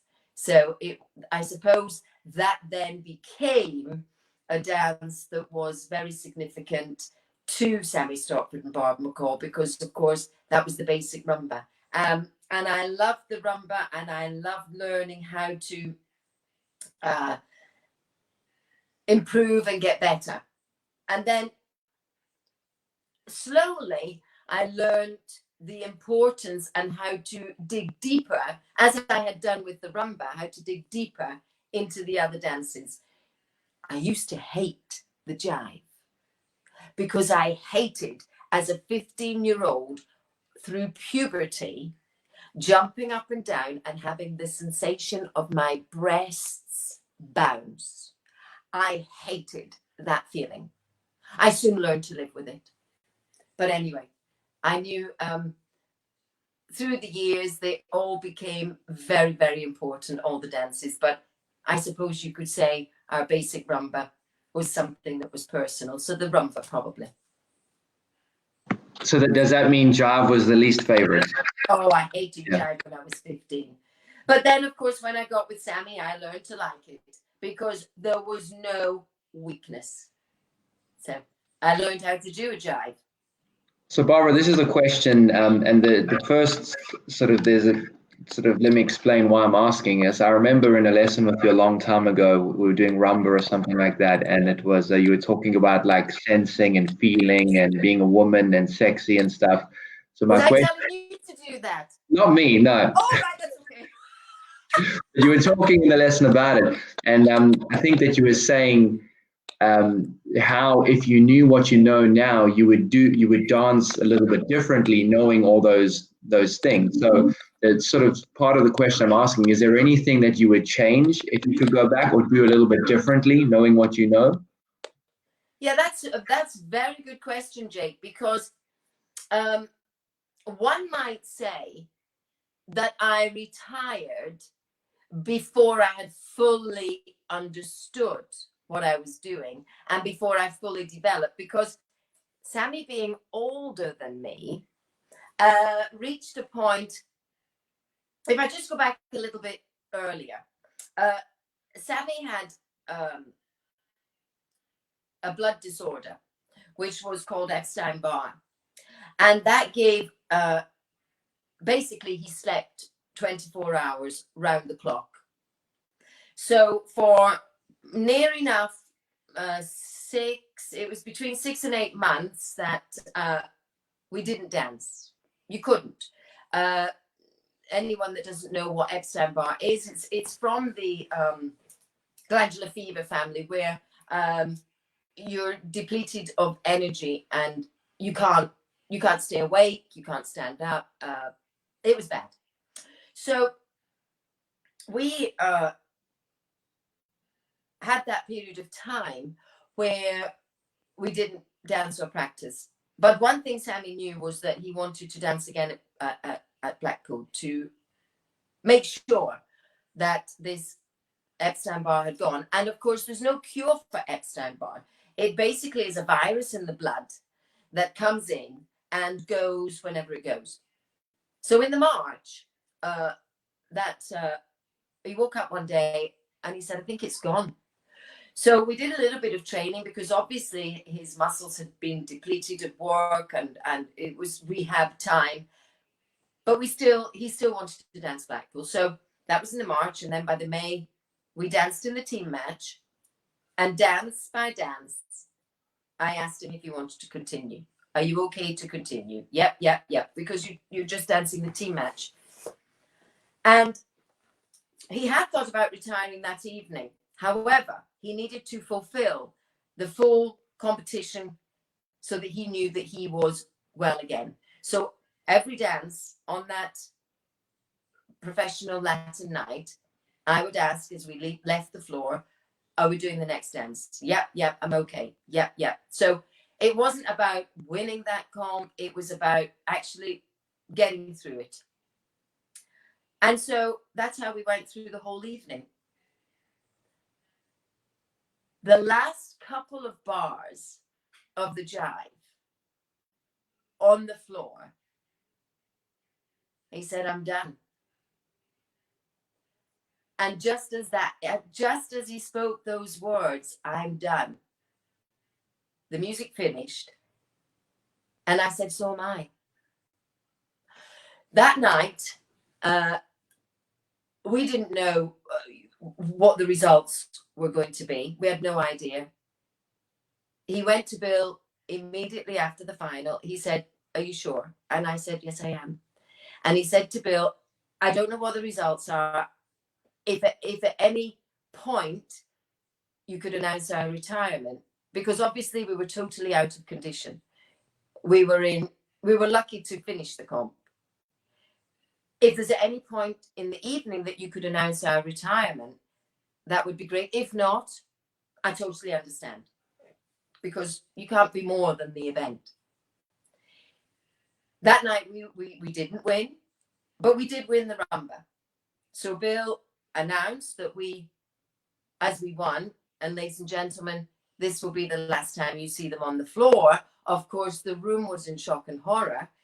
And that was our very quick, because we had the passo to get on with and the jive to get on with.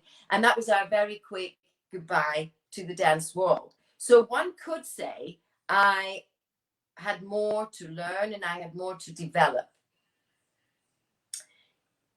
But I didn't, because I was never going to take the floor with anyone else, and I never wanted to take the floor with anyone else other than who I had danced with and who had given me the great opportunity, as Sammy had. So as I then developed as a teacher, I still kept learning. And I did go in very, very much to the sensuality of the woman and how to teach it without being rude or making a woman feel uncomfortable. So again, learning the words that you had to use to encourage and invite sensuality, and learning exactly what sensuality was and exactly what being a woman was all about. Learning that your own curves are very important when you dance as a woman. Using the curves, using the movement, and understanding how to use those curves to your advantage. So maybe if I had known as a dancer what I had developed as a teacher, that might have made me more sensuous. But my style, when I was competing in those days, was one of a classical style. So sensuality did not really get involved with class, because class has a sensuality all of its own. So maybe I just wanted to learn more. And I think I did. And I learned that from my students and from helping them develop, because people would come to me, how do I do this? Now, you can't just say, well, I don't know. Although I'm not frightened to say it. But I had to have some answers. So, yeah, maybe if I'd known a little bit more, I could have added that to the class that I portrayed. So, Barbara, what is your definition of sexy? Well, it's so funny, Jake, because that's one of the words I don't use. I actually don't even really want to repeat the word, because I don't believe it's a good word to be used. Now, it might be an acceptable word, but I believe that alluring, provocatively alluring, is a much nicer word than the one you just used. Now, I'm not telling you off, because it's an acceptable word in our world. But curves and shapes, if you think of, now what's that? Roger Rabbit and Jessica. Now, Jessica is very sensuous in the way she moves her curves. So I start to use animation. I start to use pictures that people have seen to create sensuality. Because remember, everything is done from a class point of view, not from a cheap point of view. And we're not selling anything. We're allowing people to view us at our permission. Barbara, do you judge only what you teach, or do you only mark the things that you teach? Oh, absolutely not. Absolutely not. I couldn't tell you the only things that I teach. I teach lots of things, but as a judge, when you go on the floor, your job is to mark what is the best out there at that time. Now, there might be nothing out there at that time that I'm teaching, but I've still got to do the job. So I don't go on with a preconceived idea at all by any manner of means. I mark what's in front of me, the best that is in front of me at that moment in time. What is your vision of Latin American dancing? How do you see it? How should it be in your mind? I actually, Jake, I don't have a vision. Because again, Latin American can be whatever you, the competitor, the artist, makes it. And if you make it good enough, someone will buy it. Barbara, what would you like to see more of on the floor? I suppose more individuality. I think in our day, there was big personalities. So more individuality would be good. And less of? Less of, well, maybe it's just people thinking outside the box, not doing the same as everybody else. Different Barbara, is good. If there was one thing you could change about yourself, what would it be? I suppose Sammy would be thinking at this moment in time to talk less, because he's just given me a little message saying, so I suppose you could say to talk less, but I love talking. But what would I change? Oh, I suppose the viewers have got to then tell you that at this moment in time, maybe I would stop my hair going grey, but I've got no control over that. So there you go, changing the greying of my hair, and otherwise I've got to use a bottle. Okay, so I'm not going to take too much more of your time. This is a little quick fire section, yeah? So you can keep it as you can do it as brief as you want. If it's a funny story, you can elaborate. I'll leave that up to you. Let me see what I've got written down here.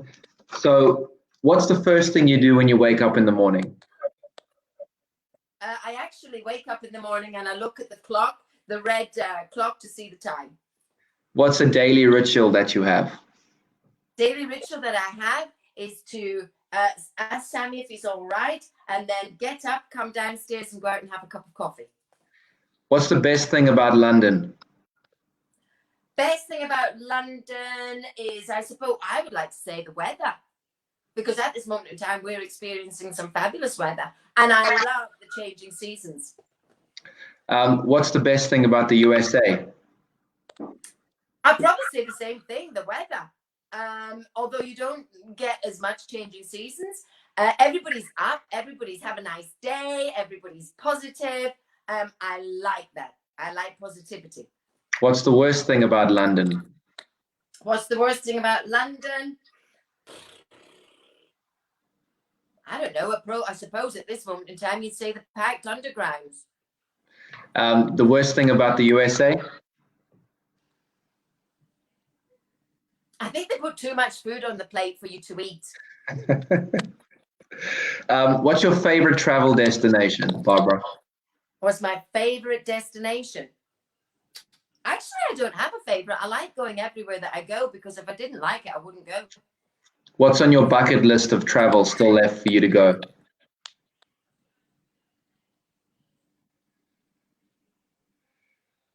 Now you've stopped me, because actually, I don't have a place that I really must go. I suppose Donnie and Heidi got married in Hawaii, and Sammy went to Hawaii, and I couldn't go because Samuel was having exams. So maybe I'd like to go to Hawaii, but Sammy tells me that we're not going to that Hawaii, because every time we watch Hawaii 5-0, people are always getting murdered. So maybe I'll take that off the list.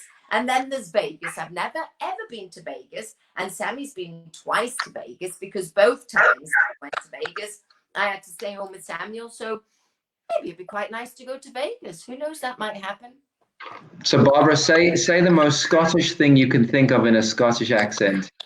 Oh, I don't know. So we Doc and Doris. What's a talent that you wish that you had? Oh, I don't wish that I had anything, because I had it all, Jake. I know that sounds very big-headed, but I had what I had, and I am what I am, and I was what I was, and that's it. Barbara, say the most Russian thing you can think of in a Russian accent. Dobry utro. What's your favorite band of all time? I don't think I have one. I don't even think I know a name of one. Favorite singer of all? The Empress Orchestra. Shall I say Ross Mitchell? There you go, Ross Mitchell. Empress Orchestra. They're my two favorites. Do you have something still from childhood with you? Do you carry something that you have from childhood? My memories. Can you do an impression of somebody or something? Not. Oh yeah, Sammy saying enough. What's your favorite color? My favorite color, I suppose I would say, is red, but I like blue also. And I like red because in our house, that's the Manchester United color. But I love blue because of my eyes. But unfortunately, that's a City color. So I can't really win, but I like red and I like blue. So what's and your I worst? also love black and I love white. I mean, I don't really have a favorite. I wear a lot of black. What's your worst color? I don't know that I've got one. I don't have a lot of green. Yeah, but I used to have a green Latin dress, but I don't have a lot of green. But I don't see it as my worst color, but I don't have a lot of green. Tea or coffee? Oh, coffee. How do you take it? Black. Barbara, who's your role model? Myself in another 5 years. What's your spirit animal? Tiger. If you chose a different career path, what would it be? Maybe I could be an interpreter because I talk a lot. But no idea. Working with children. I love working with children. If you had one superpower, and you were a superhero, what would it be? To be exactly as I am. What's the best thing about being in a marriage or a relationship? Oh, that's another interview altogether. Because companionship, trust, someone being beside you that is an absolute rock. Yeah, that's another story altogether. And the worst part? There are no bad parts. What's your favorite swear word? Oh, well, there you go. That would be telling. I might have quite a few of them, Jake. If your life had a song title, what would it be? If I what? If your life had a song title, what would it be? I am what I am. What's your best feature?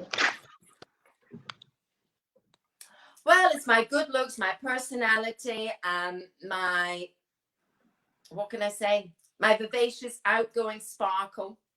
If you had to have and my modesty. If you had to have coffee with a historical figure, who would you choose? Sammy Stoppard. I mean, a historical figure. Oh.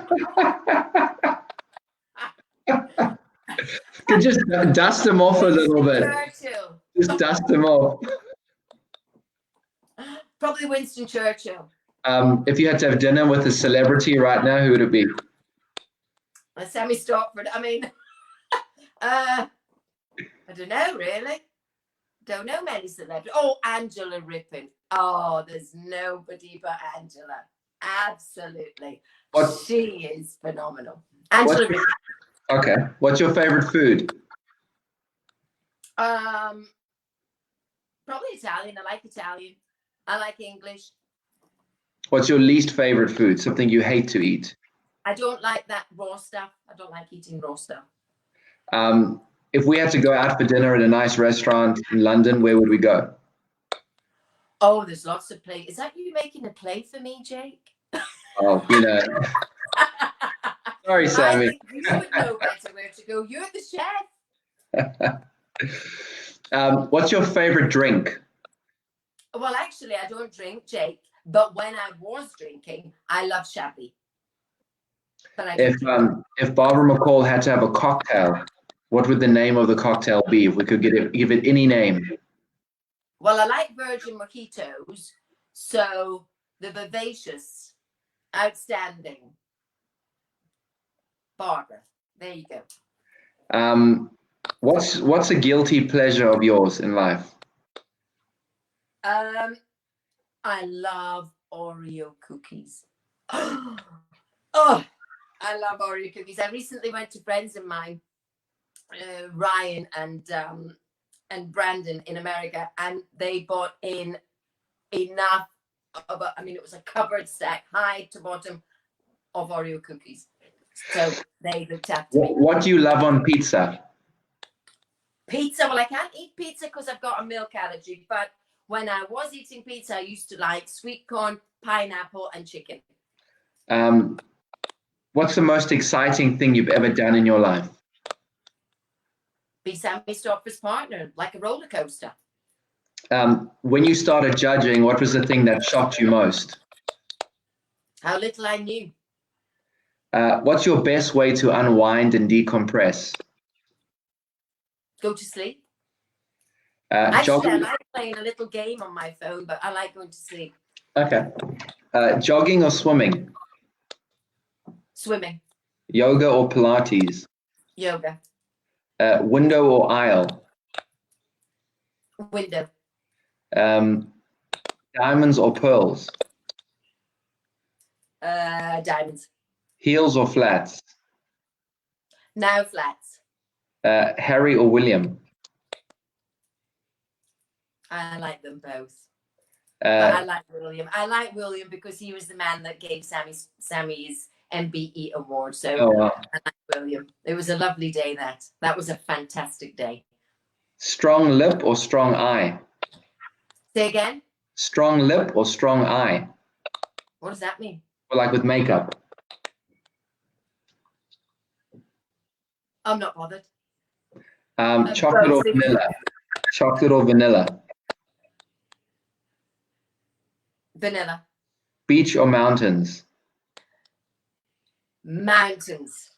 Teaching or judging? Oh, teaching. What are 3 things you can't live without? Sammy. Samuel. Actually, I'm going to put that Sammy. Or is it Sammy? Samuel. And both of them together. Do you have any pets? Don't say Sammy. Have you ever been arrested? No.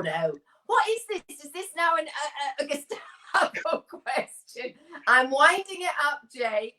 Do you have a dream that you still wish to accomplish? No, I've achieved everything. The best day of my life, as much as I've had the most fascinating career, the best day of my life was the day my son was born. That was it. Once that day happened and my Samuel came into this world, a healthy child, and every day of my life, Jake, believe me, has been second to none. I had the best child that anyone could ever ask for. I've got the most fascinating, fabulous young man. What more could a person ask for? That's right. Barbara, describe your idea of the perfect weekend. I don't know, Jake, but the perfect moment in time now is for me to wrap things up and say I've had the most fabulous time with everyone, and say that I'm happy that you chose me to chat to. As I say, dancing is the most magnificent part of my life. Without dancing, I wouldn't be here today. I wouldn't be who I am today. My son gives me hours and hours of endless joy. Without that, I would not be as fulfilled. Being Sammy Stockford's partner, being Sammy Stockford MBE's wife, having both of them and having my dancing still all in my life, I am one of the luckiest people alive. I'd like to thank you all for spending the time listening to me. And I'd like to say, Jake, you've been fabulous because you've let me talk for hours. Really a great pleasure. And I'm sure you'll get round to talking to Sammy. That will be fun. But until we meet again, and we will be soon, I would like to ask each and every one of you to keep yourselves safe, to be vigilant, take care, use your hand washing and your gloves and your masks, whatever. Be safe during this period. And for sure, we will all get to meet again, for sure. Thank you, Barbara. I just want to say thanks to everybody for tuning in and spending your lovely Sunday afternoon, morning, evening, wherever you are in the world.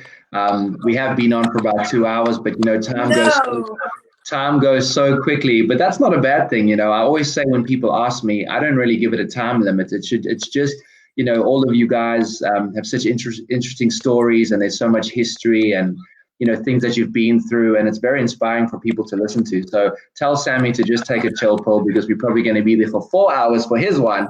But absolutely. Anyway, it's a good idea, Jake, and you're doing really nice. It's really nice of you to have the thought and to take the time out to do it. It's really good. No, absolutely. And like I always say to everybody, if there's anyone that you particularly want me to talk to on the show, I do have a list that I'm going through.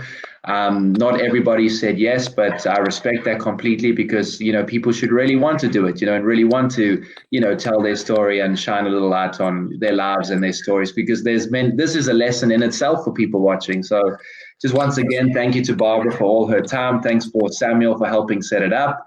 And the next guest on the show is going to be on Tuesday, and that's going to be Miss Bianca Schreiber. So, we look forward to that. Bianca's very spiritual and interesting and deep, so we'll get all the dirt on hunts and all of that. But once again, thank you, Barbara. I really, really appreciate it. Thank you so much. You look fabulous, and keep on doing whatever you're doing, whatever your secret is, because it's clearly working. So, thank you. Thank you, Jay. Thanks, everybody, for tuning in. Take care. Bye-bye. Bye.